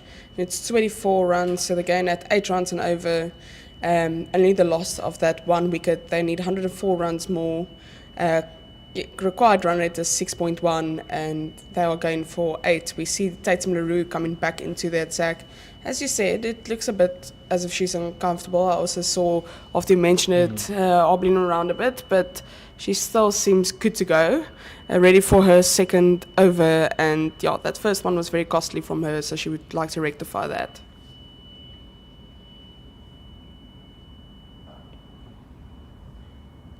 De Pree plays that behind square, but it's picked out by a 3rd man who's up in the ring.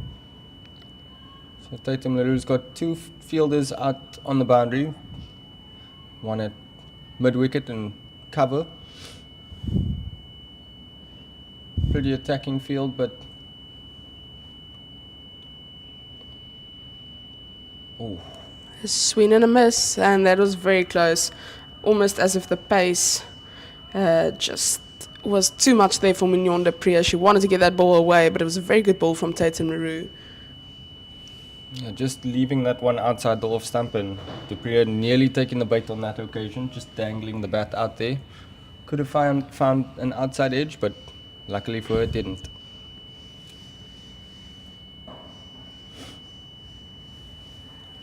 Full and straight to this time and drives that down the ground, fielded by Captain Leah Jones. Much better over from Tatum Leroux, but in more with a plan. As you said, very straight, very full, and Mignon de Pierre just can't get it away at the moment. Oh, That's a good ball. she does seem to get quite a bit of movement through the air, does Leroux. I think it's that little bit of late wrist action in a wrist movement in a bowling action, should I say. She's also a pretty tall girl as well, so she gets some nice height and can bowl from decent angles and clamp the batters for space.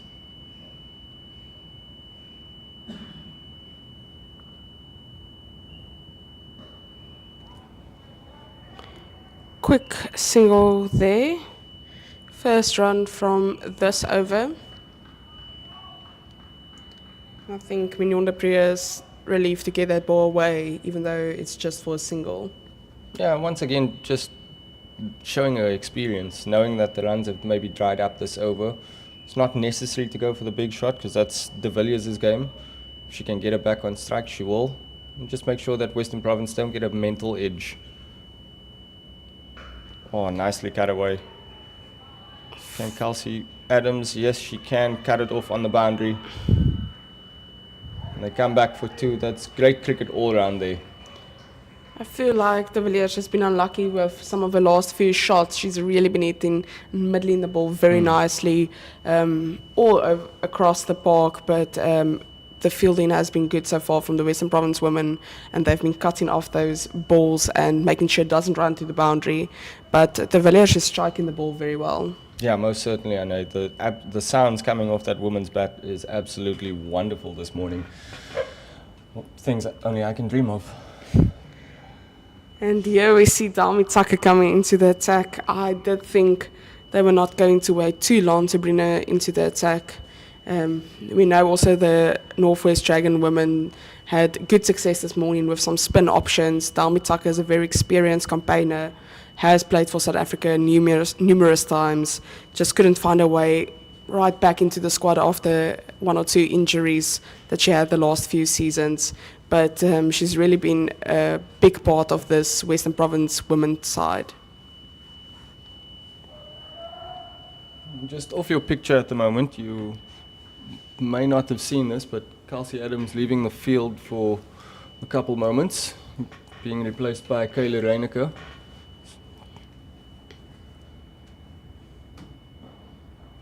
Walks across the stumps, there's Mignon du Preez, but that one's cut out by, looks like Reyneke, who's just come on now. Is it? Oh, it's actually Danae van Niekerk. Oh. It was... Unconventional to say the least, Yeah. going for the reverse sweep behind the keeper. Mignon de Preez almost threw away a wicket there in a very stupid manner, but didn't happen. Comes down the track this time and picks out the fielder at cover. I just hope Kelsey Adams is okay. She does seem to be sitting in the dugout.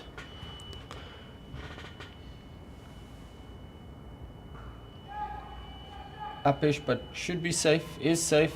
Oh, Ooh, and it's safe, but too safe. It went for 4. yeah. So it was in the air for a bit, and it just spun out of control, and there wasn't much the keeper can do. The outfield is also quite quick at the moment. We could see if the ball moved well. Oh, she was ready for that ball right behind it, but just at the end moved to her right.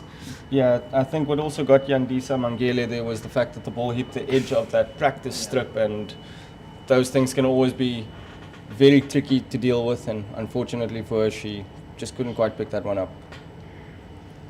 Comes down the track, oh, smashed down the ground by Mignon du Preez. Danae van Niekerk tried there almost with an incredible fielding effort, but luckily there was some backup there. Just on Kelsey Adams, I do think in the previous over she did some fielding there, and she had a great effort there to stop the ball. As you mentioned, was great fielding from her on that particular ball, and I do think that maybe that's where she got injured. So hopefully it isn't too serious, but maybe just a ball that hit her finger the wrong way or some niggle. We hope it's not too serious, but I do think it's from that fielding effort in the third over. So Dalmi Tucker, only 5 runs from the over. It was an incredible 4, that 1 boundary. And we'll see now a change into the attack, and it's Vezi into the attack. And how good has she not been this season for the Western Province women? Yeah, real breakout season for Mosipo Vezi, taking a bunch of wickets. She was quite successful over last weekend. Bowls a decent line, not too pacey, but she puts the ball in an area and asks the batters to play, as we'll see with this first delivery. Oh, seemed to have bamboozled Mignon du Preez with that first one.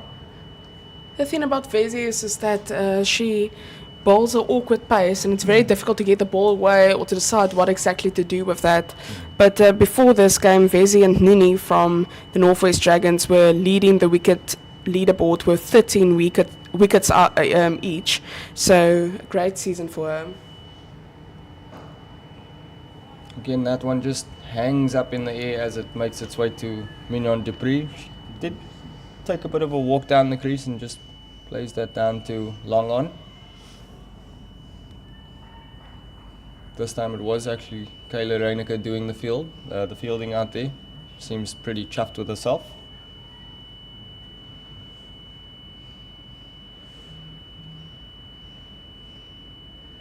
Up and over. Oh!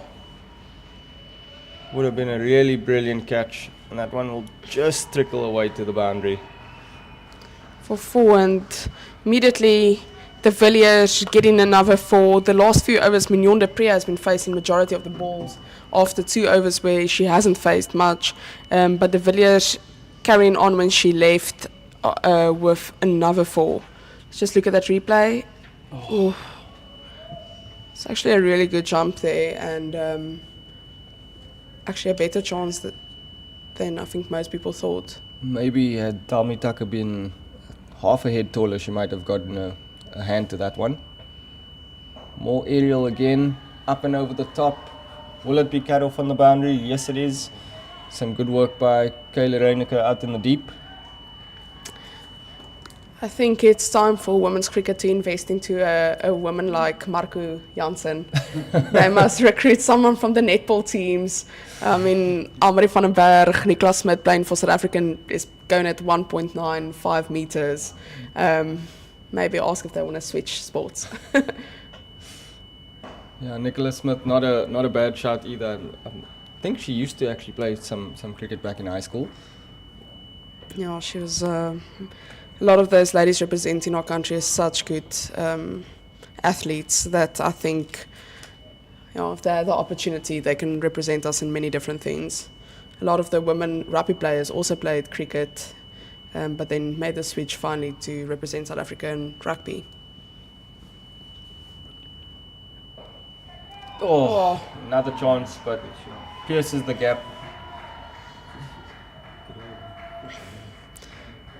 And that's 11 runs from that first over by Vezi. And as we said, she's such a key bowler for the Western Province ladies. And it's really that she gets hit for 11 runs.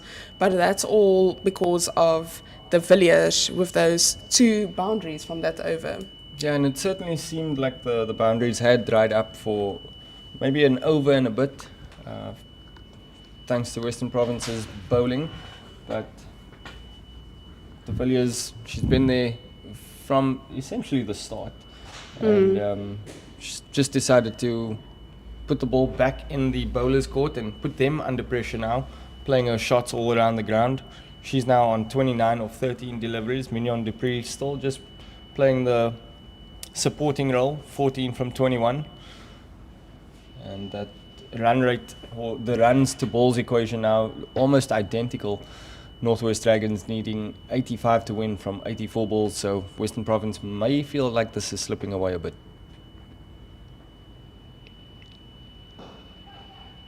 Nice use of the feet there from Mignon du Preez, but just a single.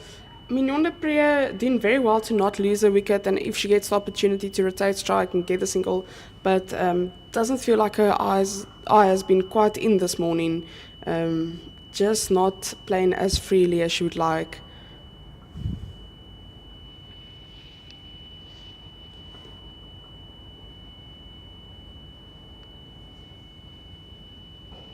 Oh, looked like a chance, but looked like it could have also just fallen a bit short of Dalmi Tucker. Had the opportunity for what looked like a caught and bowled. Just playing a bit through the line there was de Villiers.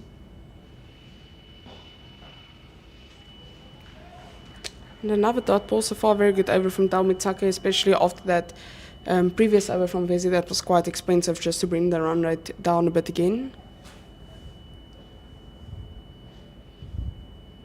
Down the track again this time, and Mignon Dupree just happy to get back on ball this time. Not trying to force any runs, not trying to manufacture any shots.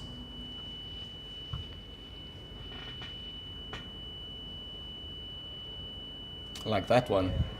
Oh, great reverse sweep, and is Leah gonna cut it off? She won't. She got the slide in and she tried to get the ball away, but unfortunately, after she touched it, it still ran 4-4. That's a very good shot from Mignon Dupree as we see that again. Yeah, smart batting all around.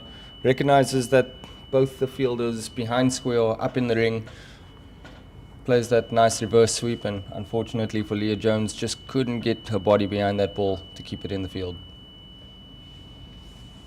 And this time she goes leg side. And it's cut out. just a dot.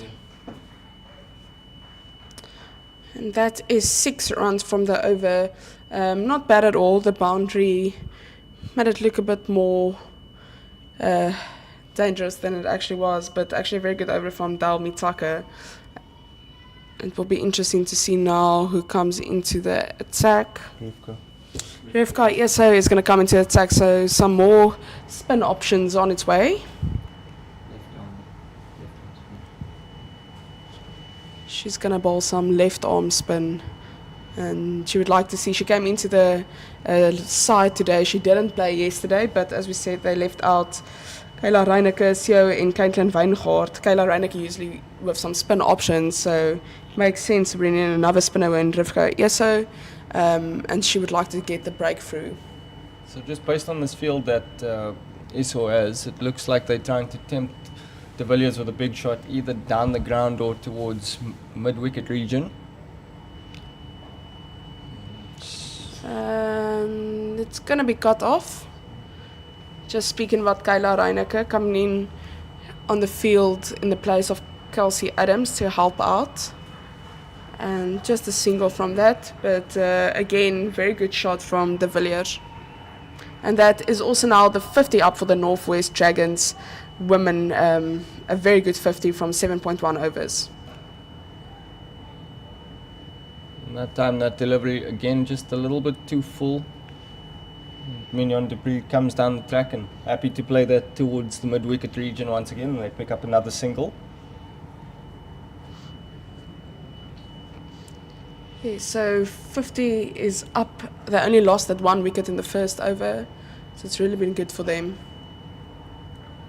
Oh, it's nicely fielded. Chance for a run out. Mignon Dupree ready for the single. De Villiers centre back. They just had an exchange of words, did the two batters. Some good fielding in the inner ring there by Leah Jones. The throw wasn't too bad either. And that's nicely bowled. So far, very good first over from her. Another dot. The batters are just quickly going to talk there in the middle. I think communication these last few balls haven't been great, but also there hasn't been any singles. So it was very good that the video sent Mignon back. But they just quickly had a few words trying to get on the same page. Yeah, and that can happen when the runs dry up a bit or the boundaries seem to disappear. But there's no need to panic for the away side. Oh, it's gone. Through everything and everyone there. It's gone down the leg side and maybe a wide as well.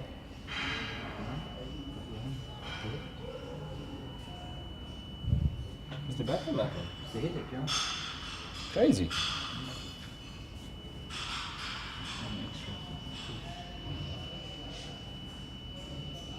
Walks across the stumps, gets a bit of a leading edge on that one, does Mignon Dupree, but Bit of a risky shot, but paid off. just about gets enough on that one to take that to the boundary as the Northwest Dragons move to 56 for 1 at the end of 8 overs. Yes, they've been doing really nicely to get, I think, a boundary almost every over, but also then the few singles in between the dots. So they've been batting really nicely here and there. An opportunity that was missed for the Western Province women or half a chance. But so far, the Northwest Dragons, these two batters especially, have looked quite settled. Western Province with 58 for one off day. So just in terms of run chase versus the run setting innings, the equation pretty much the same at this stage. Western Province were 58 for 1 at the end of 8 overs. So the Dragons just about 2 runs behind, but certainly these two looking a lot more comfortable than Western Province may have looked at the previous stage. Yes, this morning earlier it was majority of the partnerships or the runs was from Kelsey Adams, and then initially a lot of the players that tried to build partnerships have lost their wickets, where I feel, especially with this partnership and the amount of runs, there's been an equal contribution so far by the two batters, which is quite positive. Oh, that's nicely done. Just over Leah Jones's head. Good field from Yasso. Some good fielding by Yasso at mid-off. And just again a little bit of lack of footwork by De Villiers. It's been the theme of her innings so far, but she's been able to play her shots and get her runs.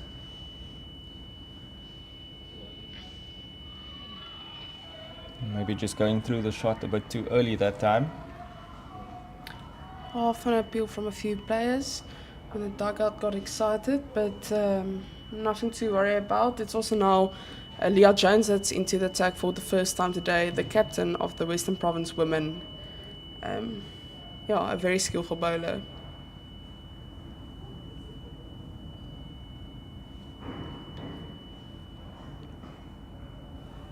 And again, struggling to work it away this time does De Villiers. So Leah Jones maybe getting a nice mental edge. Mignon Dupree coming down the crease or down the track to have a word with a partner at the other end. Maybe just telling her no need to go and chase the deliveries. Run rate is pretty settled, going at 6.3 and over. The required rate is... The required rate 6.3. The required rate is actually 6.3. And they're well above it. Up and over the top. Oh! Spin again.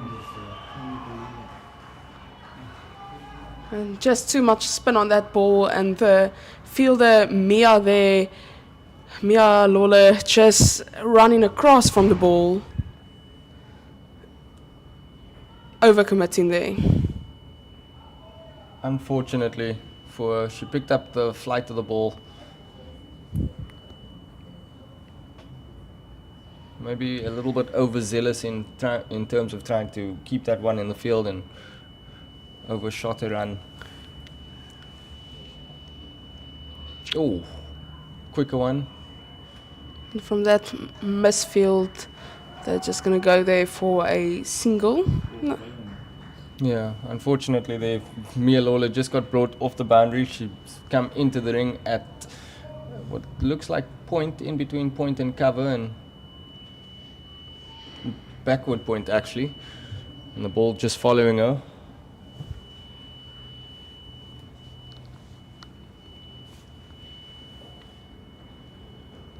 A bit of a slow delivery this time by Leah Jones. So mixing it up is the Western Province captain. That's walked away for a single to end the 6th over. The end of the 8th over. 9th over. I'm looking at the required run rate. Wow.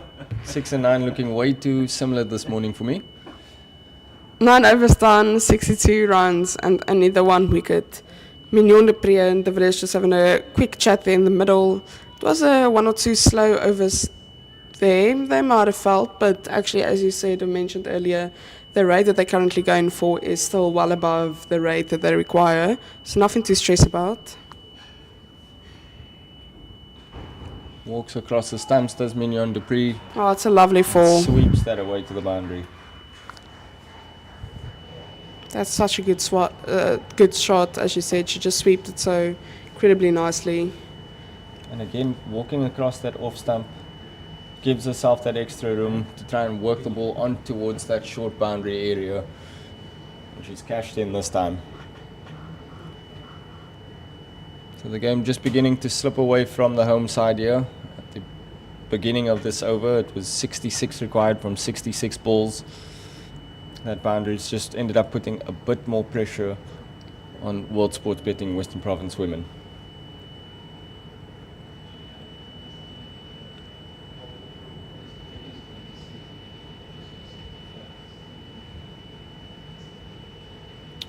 Another full toss from Esau, and just comfortably helped on its way with a somewhat unconventional reverse sweep. Bit more of a tennis shot there.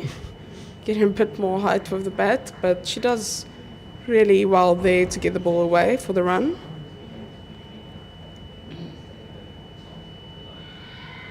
Oh, Big appeal, and she's out.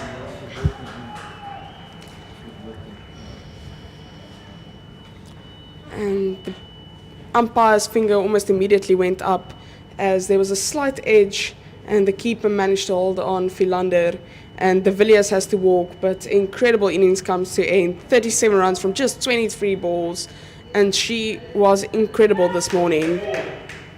Yeah, brilliant work behind the stumps by Jaylee Philander, and the breakthrough that Western Province were looking for. They've got the dangerous de Villiers out for 37. So we just have another look at that delivery. Esau maybe not giving as much air to the deliveries that she's been giving. Attacks that outside off stump region. Just short of a length this time. And a bit too close to cut for de Villiers, who's now on her way back to the hut. Yes, as you see now, again, I'm going to just quickly show that wicket again.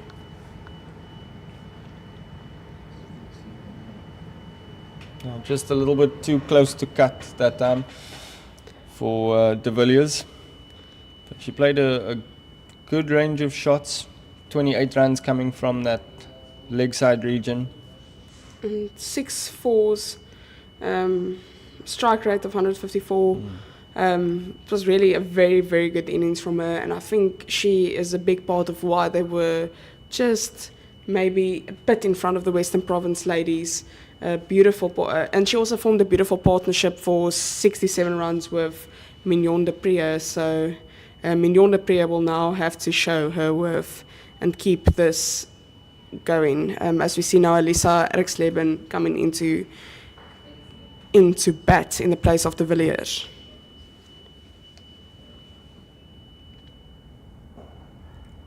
Oh, just can't get down that time. We'll just sneak away for a single, so she's off the mark. On the first ball is Eriksleben.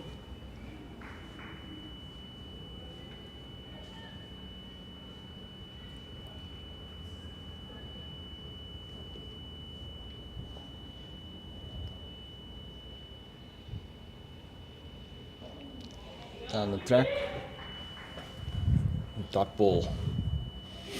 Mignon Dupree using her feet there, but just to get some bat behind the ball for a dot.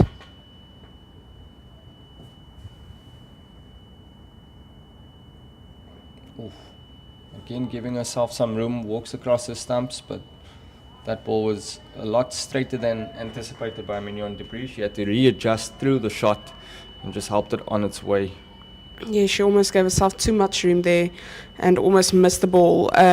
As we see now, 7 runs from that over, but the important wicket of de Villiers, which is very much crucial. And that takes the visitors to 69 for 2 after 10 overs. So again, just slightly ahead of the run rate. 59 to win from 60 balls. Western Province will need another wicket or two just to get themselves back in the game, but that belief is back with the side now, the home side that is, after getting rid of the dangerous de Villiers. If they can pick up Mignon du Preez anywhere within this next over or two, they'll certainly feel they're back in this one.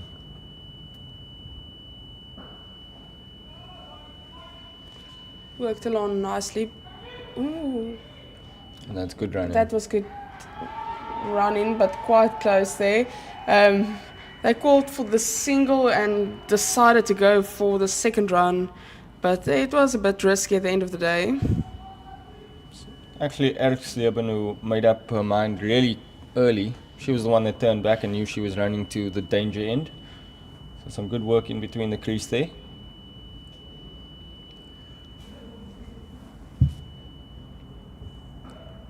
Cutaway and Good nicely fielding. stopped. Oh, she may have taken that one on the knee. She'll feel that one tomorrow.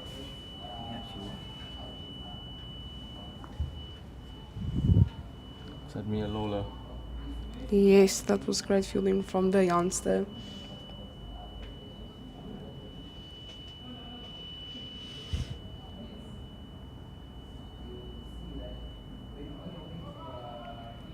Nicely cut away behind square. Just be a single. So far, very good over from Leah Jones, the captain.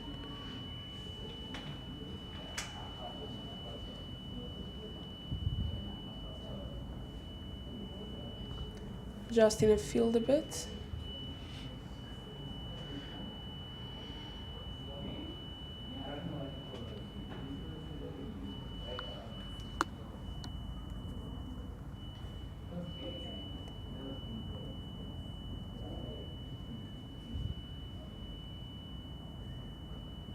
Nicely flicked off the legs. Does it pierce the gap? Oh, yes, and it it's right does. through the fielders.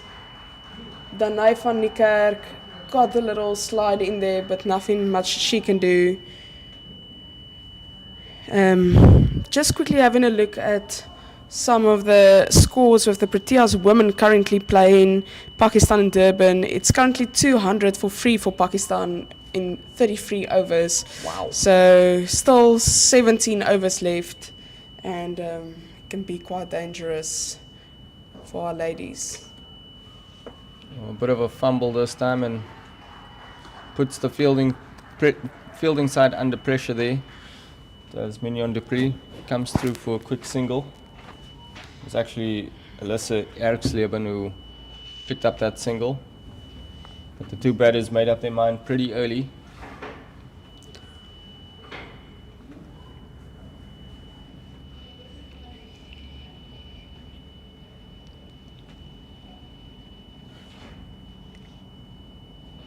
Nicely cut away. Oh, and that's some great fielding by Dalmi Tucker at point. Just looking at this Pakistan South Africa Women International, Sunailis did incredible work to get out Shams for 97 runs. So she just missed out on 100. I can imagine the delight Sunailis felt when she got that wicket. And so, yeah, it's currently still going very well for the Pakistan women, but two crucial wickets for Sunailis to keep us into that game. You said 200 and odd, and it's only 33, so still 17 overs left. Cheapers. It can be quite dangerous. Rivka Iso continues from the Weinberg end over here. She's been a pretty tricky customer to deal with for the Northwest Dragons. Left arm off spin, just causing all sorts of problems. That one a bit and that's a loose. great fall.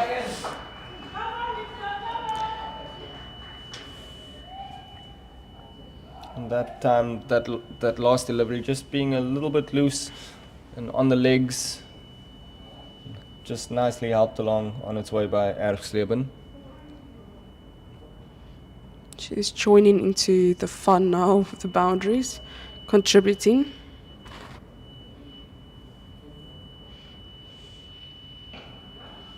Another full delivery, full toss. Picked up outside that off stump and played towards mid-wicket. Just also looking at our men that started their last Super 8 match. They're currently 66, or Zimbabwe is batting first, and they're 66 for 3 in their 8th over. Much better from Esau this time. Dot ball. Yeah, so a lot of cricket today, domestically or as well as internationally, with our women in action, as well as our men. The Lions Titans women's game has been rained out.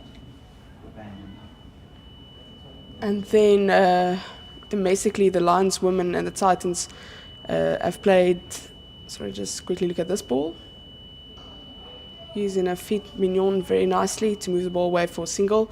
So we talked earlier about the Lions and the Titans game domestically for the women. It looked very promising with Lazal Lee getting a huge score for her debut that she made. But unfortunately, the news we got is that the match has been abandoned because of rain. Ooh, and first extra of this innings, the first wide, and it comes from the batting of Eso. Yeah, that one just sliding down the leg side. And unfortunately, you can't afford to make those sorts of errors in this format of the game. Umpires are very strict with those leg side deliveries nowadays. So I'm glad I don't bowl my leg spin anymore. That's the end of the over. It's 7 runs from it, and it's relatively decent. 44 runs needed for the Northwest Dragons ladies to win this game from 8 overs. We see Paul Vezi back into the attack. Her first over was quite expensive for 11 runs. The Villiers quite enjoyed it and hit a few good boundaries there. But I think it's wise to bring her into the attack. We mentioned earlier that she is the leading wicket taker in this tournament. Yeah, just seemed to struggle from the Weinberg end, so maybe a change of ends will do her good. Starts with a dot. And I know, while it has been a little bit comfortable for the visiting side, the run chase that is, Western Province still within a chance. I mean, Northwest Dragons haven't really stepped on the accelerator. They haven't really put the fielding side under too much pressure.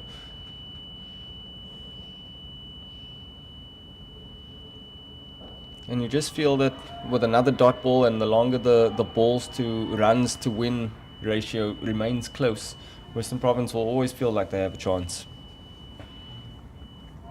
Definitely, and Mignon de Pre is the big wicket to take, so even though there's still 8 wickets left, this is a very big wicket if they can get her out, and that would put the pressure back on the Northwest Dragons.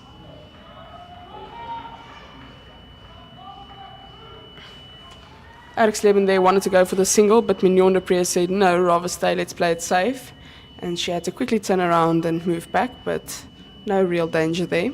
Yeah, a few dot balls will certainly make you itchy at the crease, and seems like that's getting the better of Erksleben at this moment. Mignon de Pre comes down the track, tries working that onto the leg side, threw a shot a bit too early and hits a leading edge straight back at Nosipo Vezi, but it's safe. And another dot ball.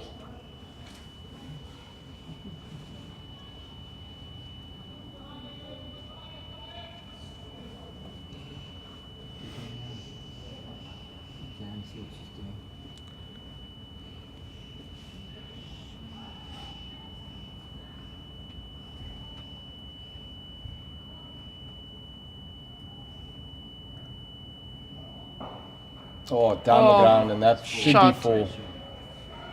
Races away for 4. Tatum and Kayla Reineke looking at each other. Not much one of them could have done there. Yeah, and a real pressure relieving boundary from the experienced Mignon Dupree. This time maybe a bit too full from Vezi.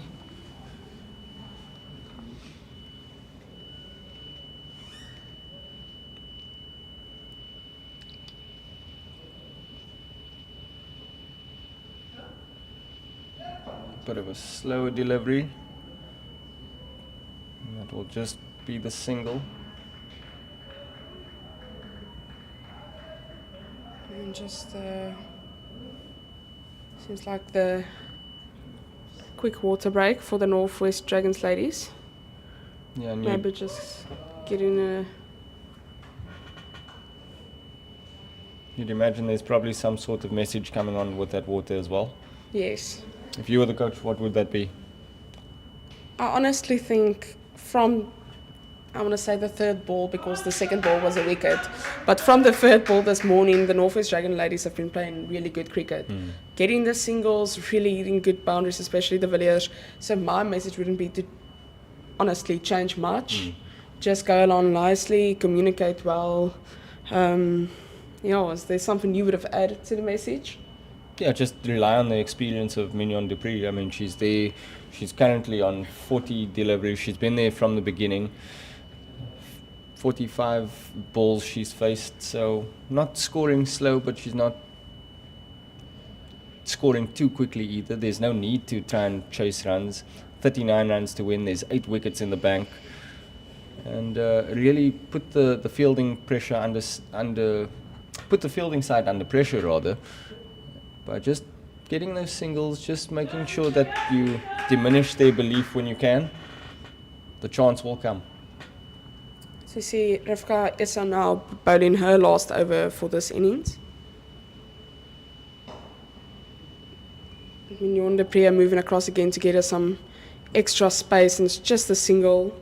As you said, Rivka Issa bowling her last over. But so far she's been doing very nicely. For her first 3 overs, she went for 21 runs, got 1 wicket, and she's a welcome change into the team today. No, again, just can't get down that time. Sinale to Yaso.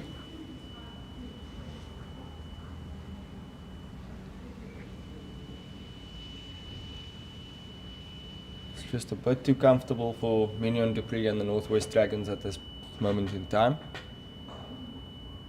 Again, stroke down the ground.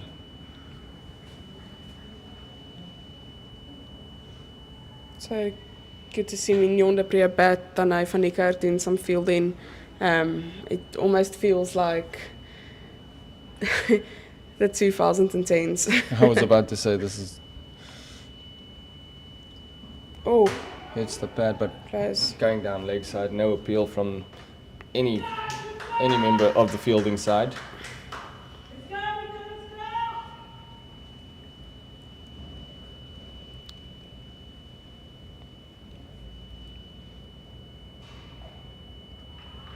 Trying to cut that ball away, but will just be a dot ball. It's a good over from Yeso. 1 more ball remaining from her last over, and she's definitely bowled really well today.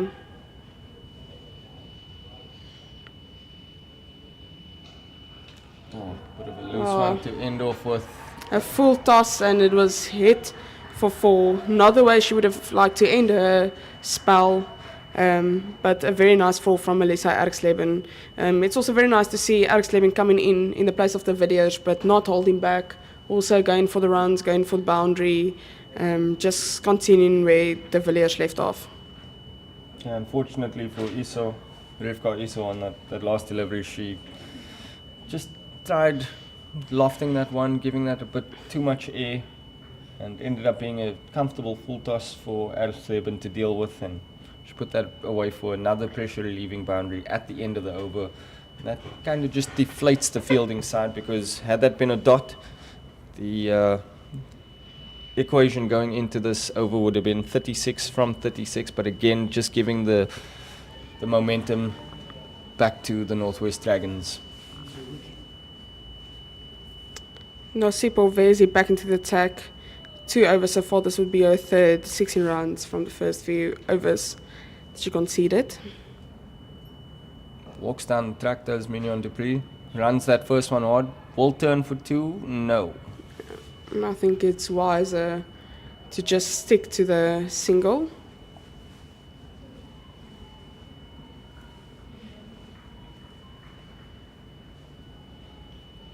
So Western Province need a couple of dot balls, but most certainly a wicket just to get themselves back into the game here.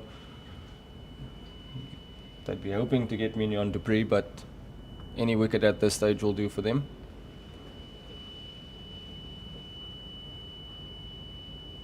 And there's Just the dot ball. straight back to the bowler.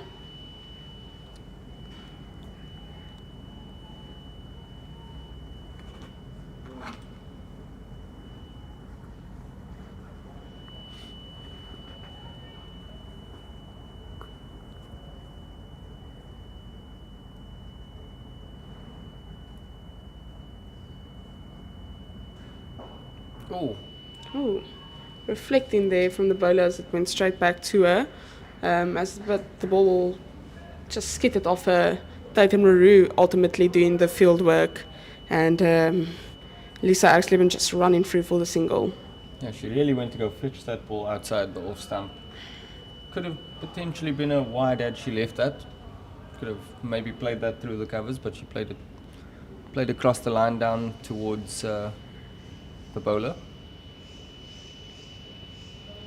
Oh, and another quick single. That's really good batting. Good batting and good running. I feel like it clearly shows that they've been communicating well. They have the same intent and they know exactly what they want from each other. And I just realized again yesterday when I played tennis, communication is key. I try to honestly teach that to the youngsters that I coach. Communication is so important. I really think a lot of people underestimate it. Oh, leading edge. And it's that'll out. be the end. Good contribution by Lisa Erksleben. 32 runs, partnership that was formed there, but that has been broken by Vezi, as we said, leading wicket taker of this tournament, and just trying to get that ball away, but it sets up very nicely, and Mia makes no mistake in catching that.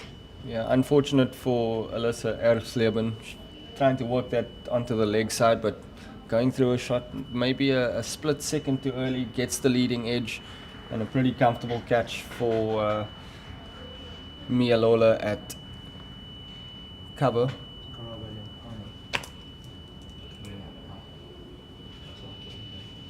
And Janae Winster, the captain, making her way now to the middle.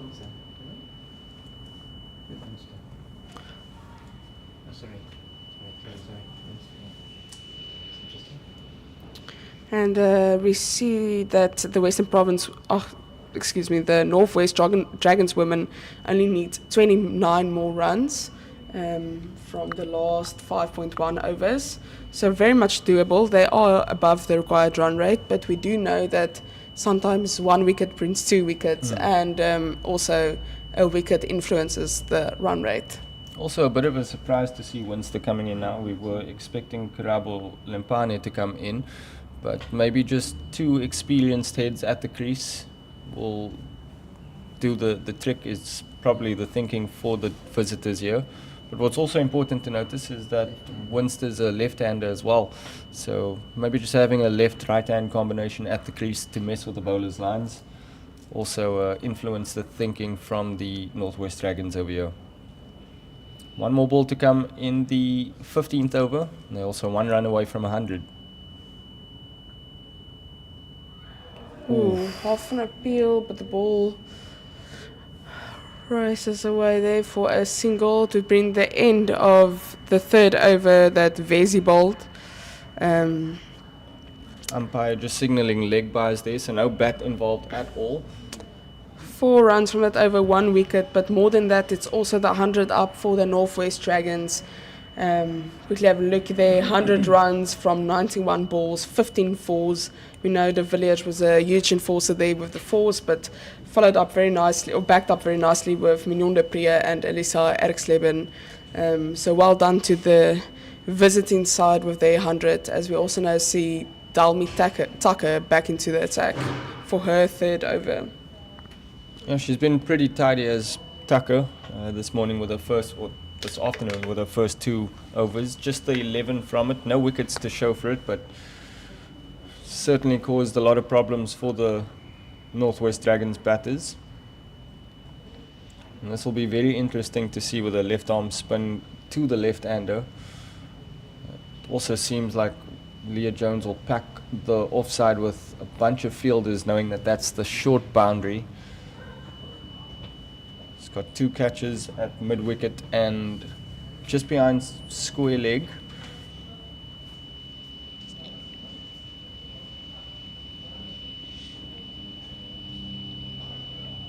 There's also another catcher that was just out of my eye line at long on, as Tucker starts with a dot ball.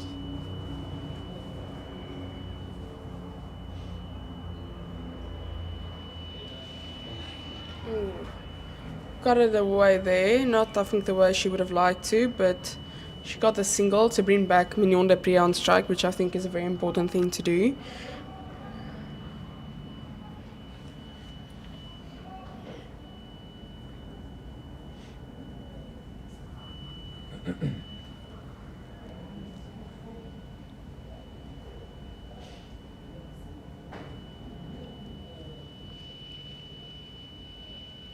That brings the right-hander on strike now, so we'll see a few more fielders on that leg side boundary.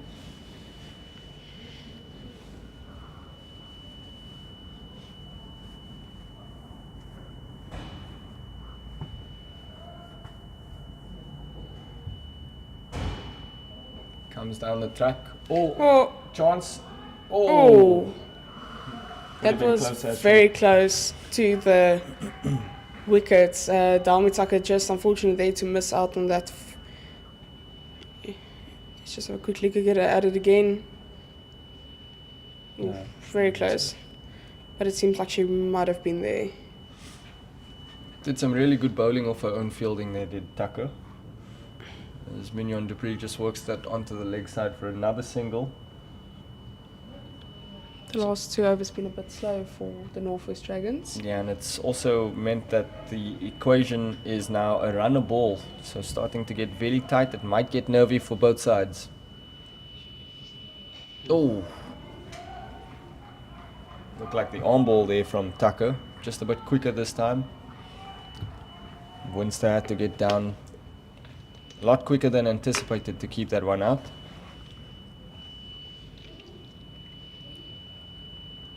Gives that one air and just wide of Leah Jones.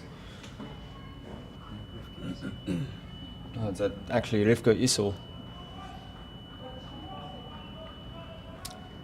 Again, another tidy over from Dalmi Tucker. Just the 3 from it. It's a very good over from Dalmi Tucker. 2 good overs from the Western Province women. The wicket in the over before that, and this one just going for a few runs, a lot of dots, putting the pressure back on the Northwest Dragons. Yeah, so World Sports Betting Western Province women not quite in the driving seat, I would say, but certainly it's heading in that direction with 24 balls left, 25 to win. And based on what we've seen in the weeks gone by, not necessarily in this competition, you wouldn't rule out a super over. If we had them. Oh. As we've seen, Anosipo Vesi back into the attack for her last over of today's game. Started off very expensive with 11 runs from her first over, but the next 2 only going for 8 runs. And she really came back very nicely, and this is going to be an important over for her, as we now see that the rate required is almost for the first time today a bit more than the rate that they were going with. But through the line there as well, and frustrated with herself there was Winster. Winster will definitely have to get Mignon de Prix on strike, so even if she can just get the ball away for a single, place it nicely, soft hands, that would be key just to get Mignon du Preez back on strike. She doesn't have to go for the big shot now, just try to rotate the strike. You can see Western Province fielders also up in the ring now. Oh! Could have been caught and bowled. But Vezi gets a hand to it. A palm stinger, if you will. But you can sense on the fielding side that they sense there's an opening. Their tails are up. They just took a wicket. Feel the game slowly starting to sway in their favour.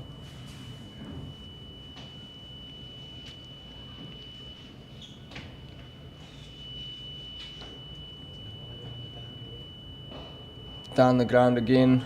Comes down the track and played down the ground by Mignon du Preez. Just a single from that one as well. Mignon du Preez had a bit of pressure on herself to do a bit more, but just could get the ball away for a single. As you said, let's just see if Winster can get it away to get Mignon back on strike. And the boundaries that were flowing not too long ago have seemed to have dried up, and I think that's what's maybe causing a lot of anxiety for the away side. Winster again can't work it away, and that's nicely fielded at mid-wicket. I'm sure the fielding side will also start reminding the batters now about that run rate, required run rate just going up. Haven't seemed to score the boundary in a while, so mental side of things it will certainly start coming into play in these last 3 and a bit overs.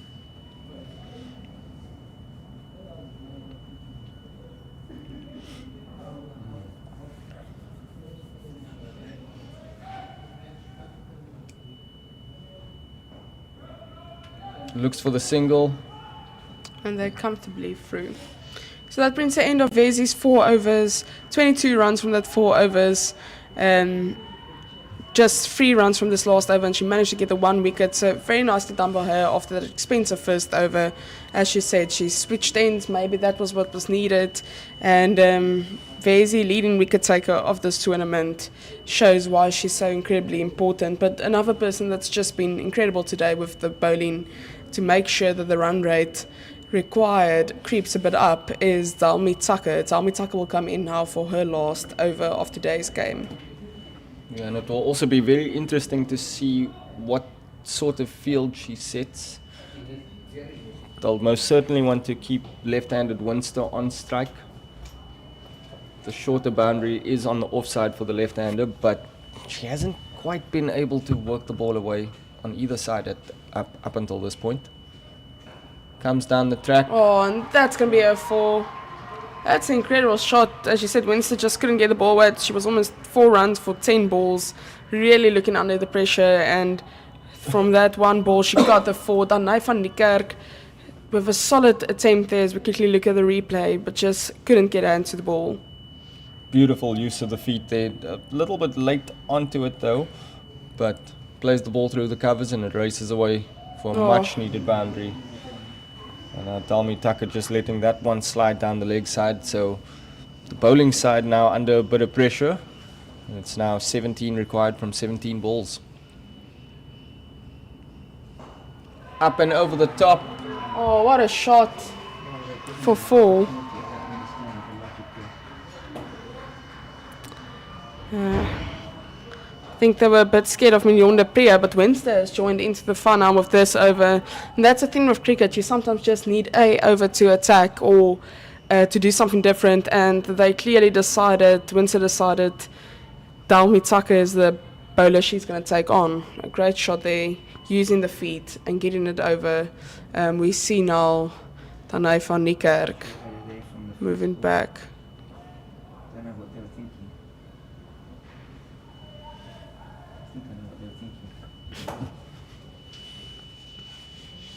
Yeah, so all of a sudden Western Province now behind the 8 ball.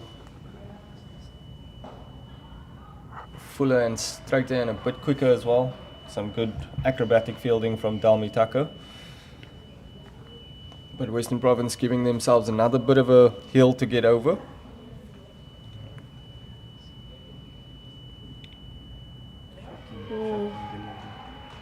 Just a quick single there.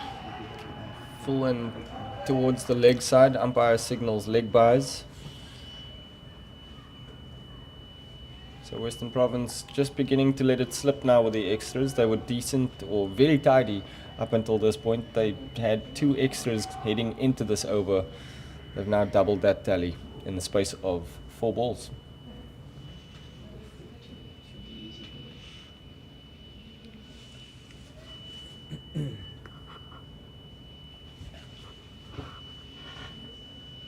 Ooh, Mignon du Preez again walking across her stumps. Looked like she was going to go big towards that leg side boundary, but changed her mind at the last second. Yeah, I think the ball was a bit slower than she anticipated, so just couldn't quite actually get the bat to the ball in the way she wanted to, but still got the single, which is important.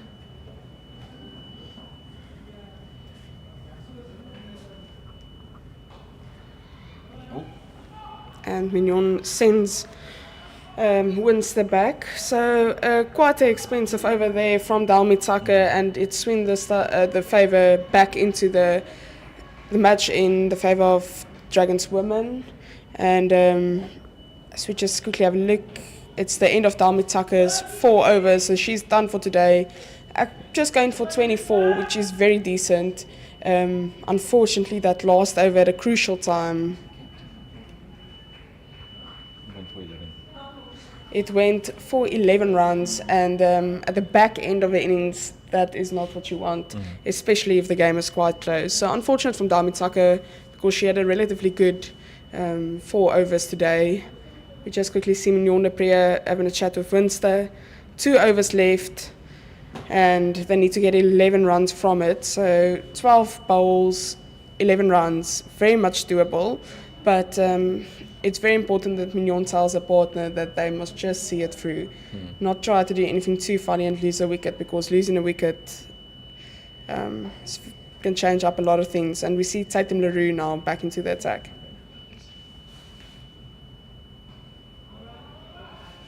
Gone for the run, and she's given. They take the sneaky single, didn't pay off this time. Some great fielding from the field at point. Looked like Dalmi Tucker. Oh, what a great throw. And once again, excellent work behind the stumps by Jaylee Philander. I must admit the throw wasn't the greatest. Always a bit tricky when the ball bounces just before the wicketkeeper collects it, but she kept her eye on the ball, collected it cleanly, and gets the run out of the Northwest Dragons skipper.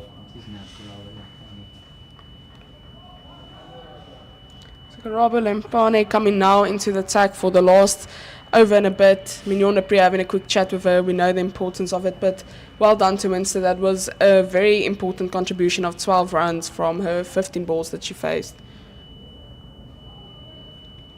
And all of a sudden, the equation now 11 to win from 11 balls. Who's going to flinch? Will it be the bowling side? Will it be the batting side? There's a new batter at the crease. Will she be feeling the pressure? She's got the experience of Mignon du Preez to rely on at the other end. But pressure's a funny thing. It can make you do funny things as well.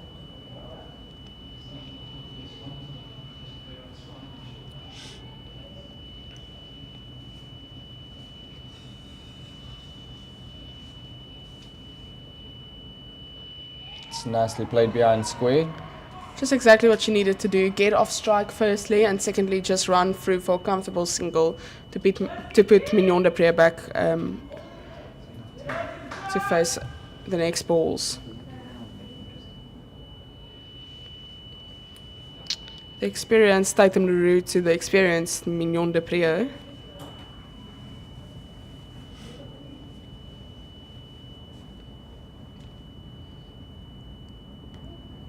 Ooh. Goes for the quick single, and LaRue decides to hold on to the ball, which is smart at this stage.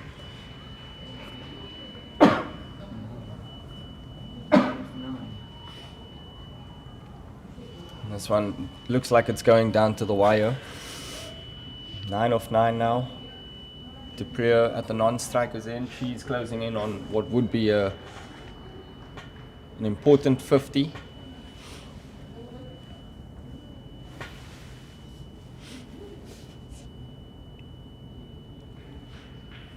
Real battle of wits. 38s, 50 and T20s.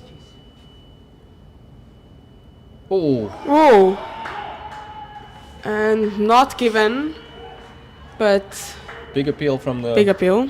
fielding side. Great work again behind the stumps by Jolie Philander.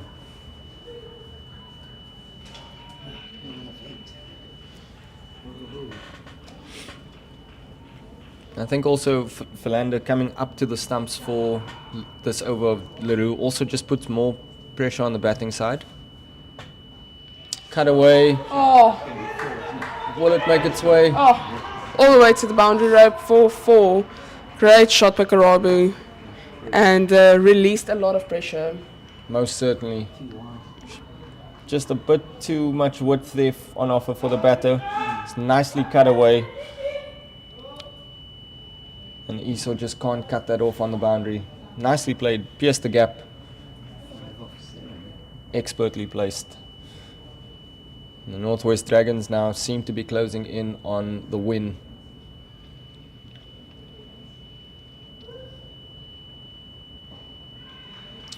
Dot ball. End of the over. So it's going to be 5 runs from the last over. So 5 runs from 6 balls. And Tatum LaRue not going to bowl for 4 overs today. It's going to be Mia. She should have bought it herself.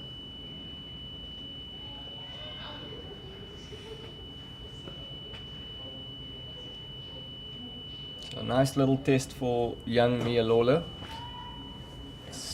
She's been tasked with defending 5 runs in a final over. Everything to play for both sides here. Western Province will want to see this out and pick up another morale boosting victory. Trying to avoid back-to-back defeats in this competition at home for the first time this season. They only tasted defeat for the first time last weekend actually, a week to the day, when they went down to the DP World Lions women.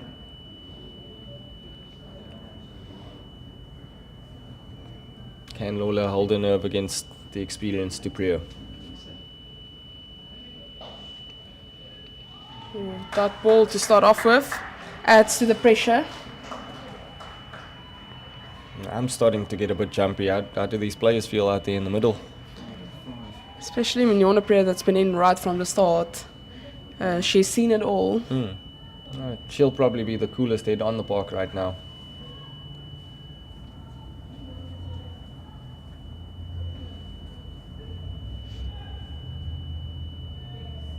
Goes for the big shot down the ground. They turn for... Ooh. It was a good choice just to go for the single. There was not 2 runs in that. Good fielding by Danai van die Kerk. Yeah, Lempane ran that one really hard and was ready to turn for the second, knowing that she'd be running to the danger end, but Dupree just sends her back. Now they have a bit of a chat in between deliveries. 4 runs from 4 balls. Western Province now seems as though they are bringing the field up just to put some more pressure on Lempane. Just trying to tell her, go over the top. Got fielders on the boundary behind square. So if you want your runs, you're going to have to take Lola on.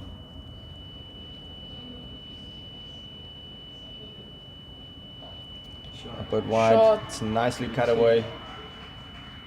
And they turn for 2, but Lempane was a bit slow to turn. But not the best of throws, and the keeper had to move away from the stumps to collect that ball. And that means it's now 2 runs to win from the last 3 balls. Gotta go straight to her. She played well outside yesterday. There's even an opportunity that Mignon Dupree might not even get a 50.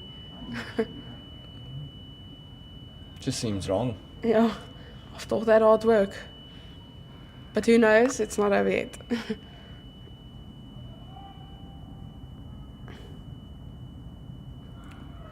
It's nicely bowled. Mignon Dupree was almost halfway down the track. 2 off 2. This one could definitely not for the faint of heart. No, this is very intense. She just needs to get the ball away, try to get a single. Put the third up into the ring. I think she's 2 scores.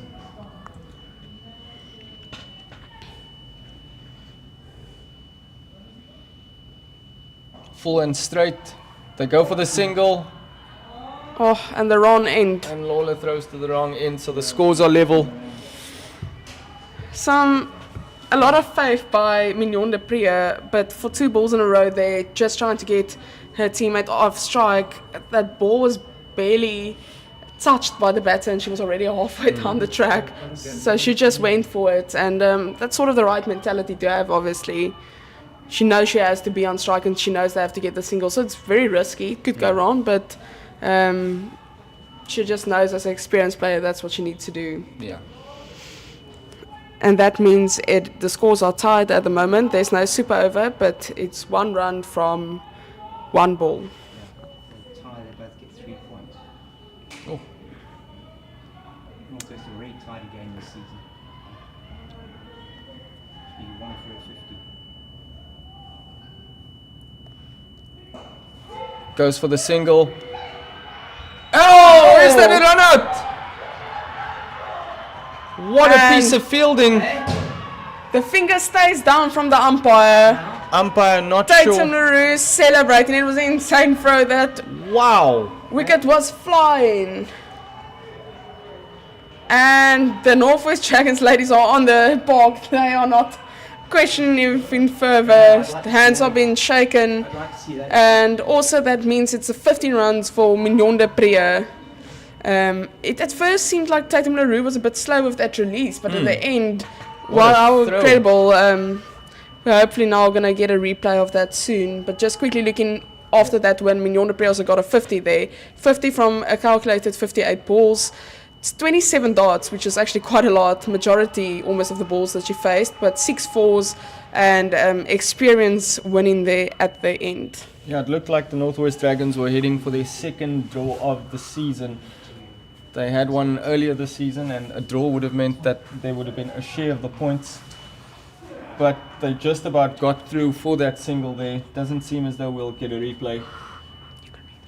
And just a summary of today's play. It was Mignon de Prieur who was unbeaten on 50 or 58 deliveries, taking her side through to the victory. She was there at the beginning of this run chase, and nicely supported by Leslie de Villiers. Alyssa Erksleben also good value for her 17 of 14 deliveries. Western Province bowlers just not picking up enough wickets at the end. Just Vezi, Lawler and Esau picking up 1 wicket apiece. And it was the Northwest Dragons who came to World Sports Betting Newlands and got a 6-wicket win. Okay, guys.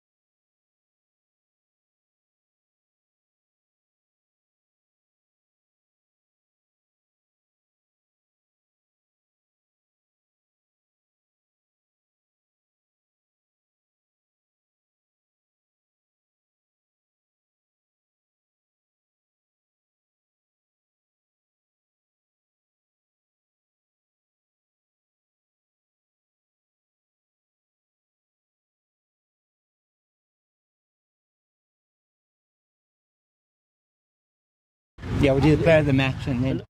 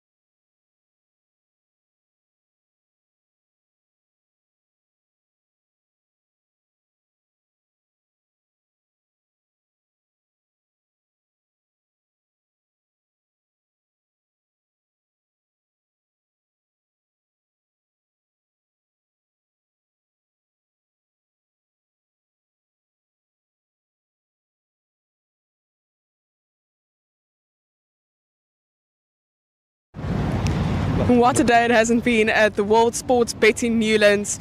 An absolutely incredible display of grit and determination by the Northwest Dragons as they pulled it through. It went down to the wire, absolutely the last ball of the innings. And it is my privilege to say that Mignon de Prier is player of the match for her incredible display with the bat.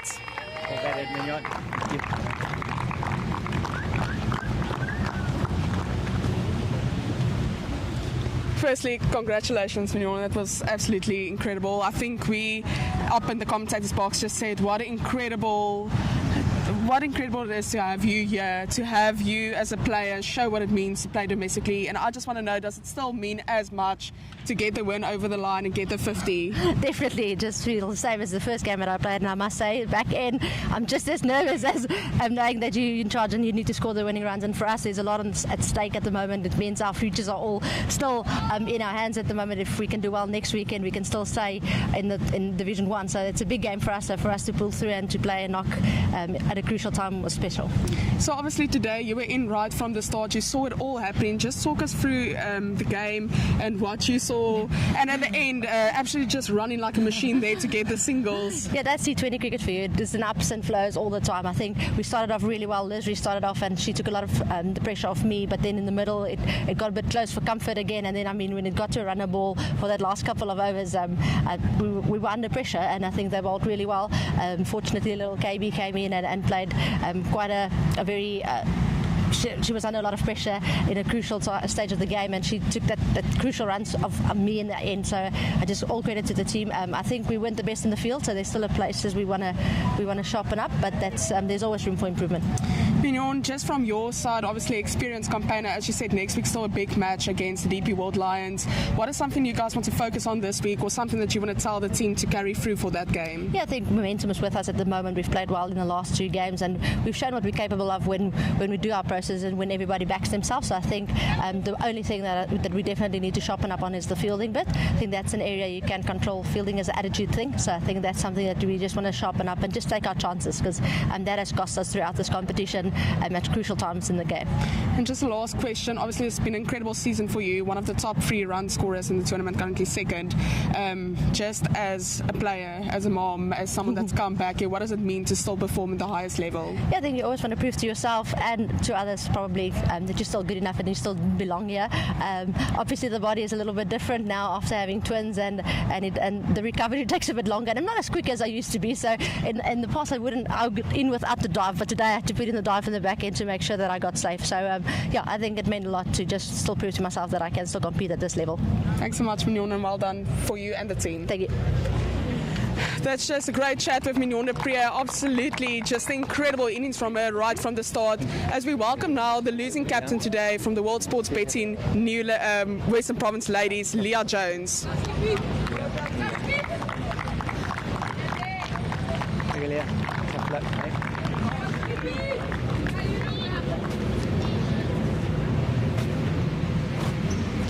Welcome, Leah. Obviously, this is one of the games that went down to the wire. I feel you actually had a few games that went down to the wire this season. But just tell us about your emotions. I mean, like right at the end, it still seemed like you guys were in it, but just couldn't pull it through. Yeah, obviously, it was a really tight game, but yeah, I think it's a bit tough, obviously, but disappointing. And but I think umpiring was really bad today. I think we've got to get new ones out here. It's costing us games unnecessarily. So yeah, I think clear decisions that is definitely out, etc. is just not given, and that's a bit pathetic on their side. So yeah. Obviously, there was some great fielding today from your team, great bowling, not a lot of wides that you guys conceded, really beautifully batted by Kelsey Adams. Is there a few individuals that you want to signal out that did incredibly well for you today? Yeah, I think, like you said, Kelsey did really well today. I think she stepped up the entire weekend, so something we can take from that. I think our fielding still needs a bit of work. We could have done much better in certain aspects and certain points. Bowling was also really decent to take the game so deep again. Yeah, obviously just disappointed with the whole thing today. I can imagine, and unfortunately that's 2 losses in a row. Mignon de Priya just spoke about how important momentum is. Next week, last game before you guys move into the final, we know you are going to be in the final. How important is it to switch it back so that momentum is in your favour? Yeah, I think we just have to obviously go through our process again this week, see what we went wrong, what we could do better. And I think obviously just individually think about where we can improve. And I think it's just training and train much better than what we did last week maybe. That's basically that's all we can do. We're basically playing the semi-final next week Saturday, and that's something we've got to prepare for, and we've got to forget this now and move on. So yeah. Leah, I'm very unfortunate today with the loss. It was a close game, but congratulations with the whole season. It's been incredible. Thank you so much. We just heard there from Leah Jones. Unfortunately today, losing captains as a home team, but we now have the winning captain from the Northwest Dragons, Janae Winster. Congratulations, firstly. Secondly, it went down to the wire, and I just spoke to Leah about that, but how does your nerves feel? How does the emotions feel? How does the whole team feel at the moment? No, but thank you first of all. No, the thing was just like everyone is like silence. Please let us all focus and let they also focus that side there in the middle. But no, it was a bit nerve-wracking, but we know the quality that we do have in the side. So we were kind of confident in that, but also, you know, the situation doesn't always allow you to be confident so much. But it was a great one. We love some excitement. Yes, it was definitely exciting. With that, there's no lie in that. Yeah. Just something on Mignon de Priya. What does it mean to have her in the team? Another player of the match performance from her. Yeah, no, definitely. We said it from the beginning. It's like obviously she is a legend and she has a lot of experience. And whatever she say, not kind of goes, but it actually goes because she won't lie and she doesn't, you know, suck things out of her thumb. She talks from experience, and whatever she brings to the game, we still value it very much, especially in this team as well. So her contributions will always be, you know, appreciated, and we'll always take her guidance forward. So obviously you decided this morning, you won the toss, you decided to bowl first. Are you at the end of the day happy that you made that decision? Just something from your bowling perspective? No, definitely we were happy with our decision to have a bowl first. It's just we're not happy on how we calculated on what's going to happen during that, because we did have a lot of fumbles and a lot of drop catches, because I think if we would take that, the score wouldn't have looked like this. So it is just us missing some opportunities and missing some chances, but definitely the choice was the right choice. Definitely. And just the last question, Mignon de Priya mentioned that next week is such an important game for you guys, playing DP World Lions at the Bullring, yes, as it's known. It's an important game for you guys to stay in the division that you currently are. Just something that you want to work on this week to maintain your status. Yeah, no, like I said this morning and yesterday morning, is obviously we got now a little bit of momentum and benefit on our side with both wins over the 2 weekends. So we just want to take it forward, you know, and keep the fight, because at the end of the day we don't want to I don't want to say it, touch wood, go out without the fight, all right, or go down without the fight. So we're going to keep fighting, we're going to keep the momentum, keep the benefit in our side, and we're going to make sure that we want to win this thing, and stay in the top 6 because we are worth to be here. Thank you so much, and again, congratulations. It was an incredible game for everyone that watched, and congrats with your whole team winning today. Thank you so much. Thanks so much. And that is the end here from Newlands today. We say thank you for the Hollywoodbets Pro Series for delivering this incredible cricket, and we cannot wait to see you again. And then Veronisa, and then we want a couple of other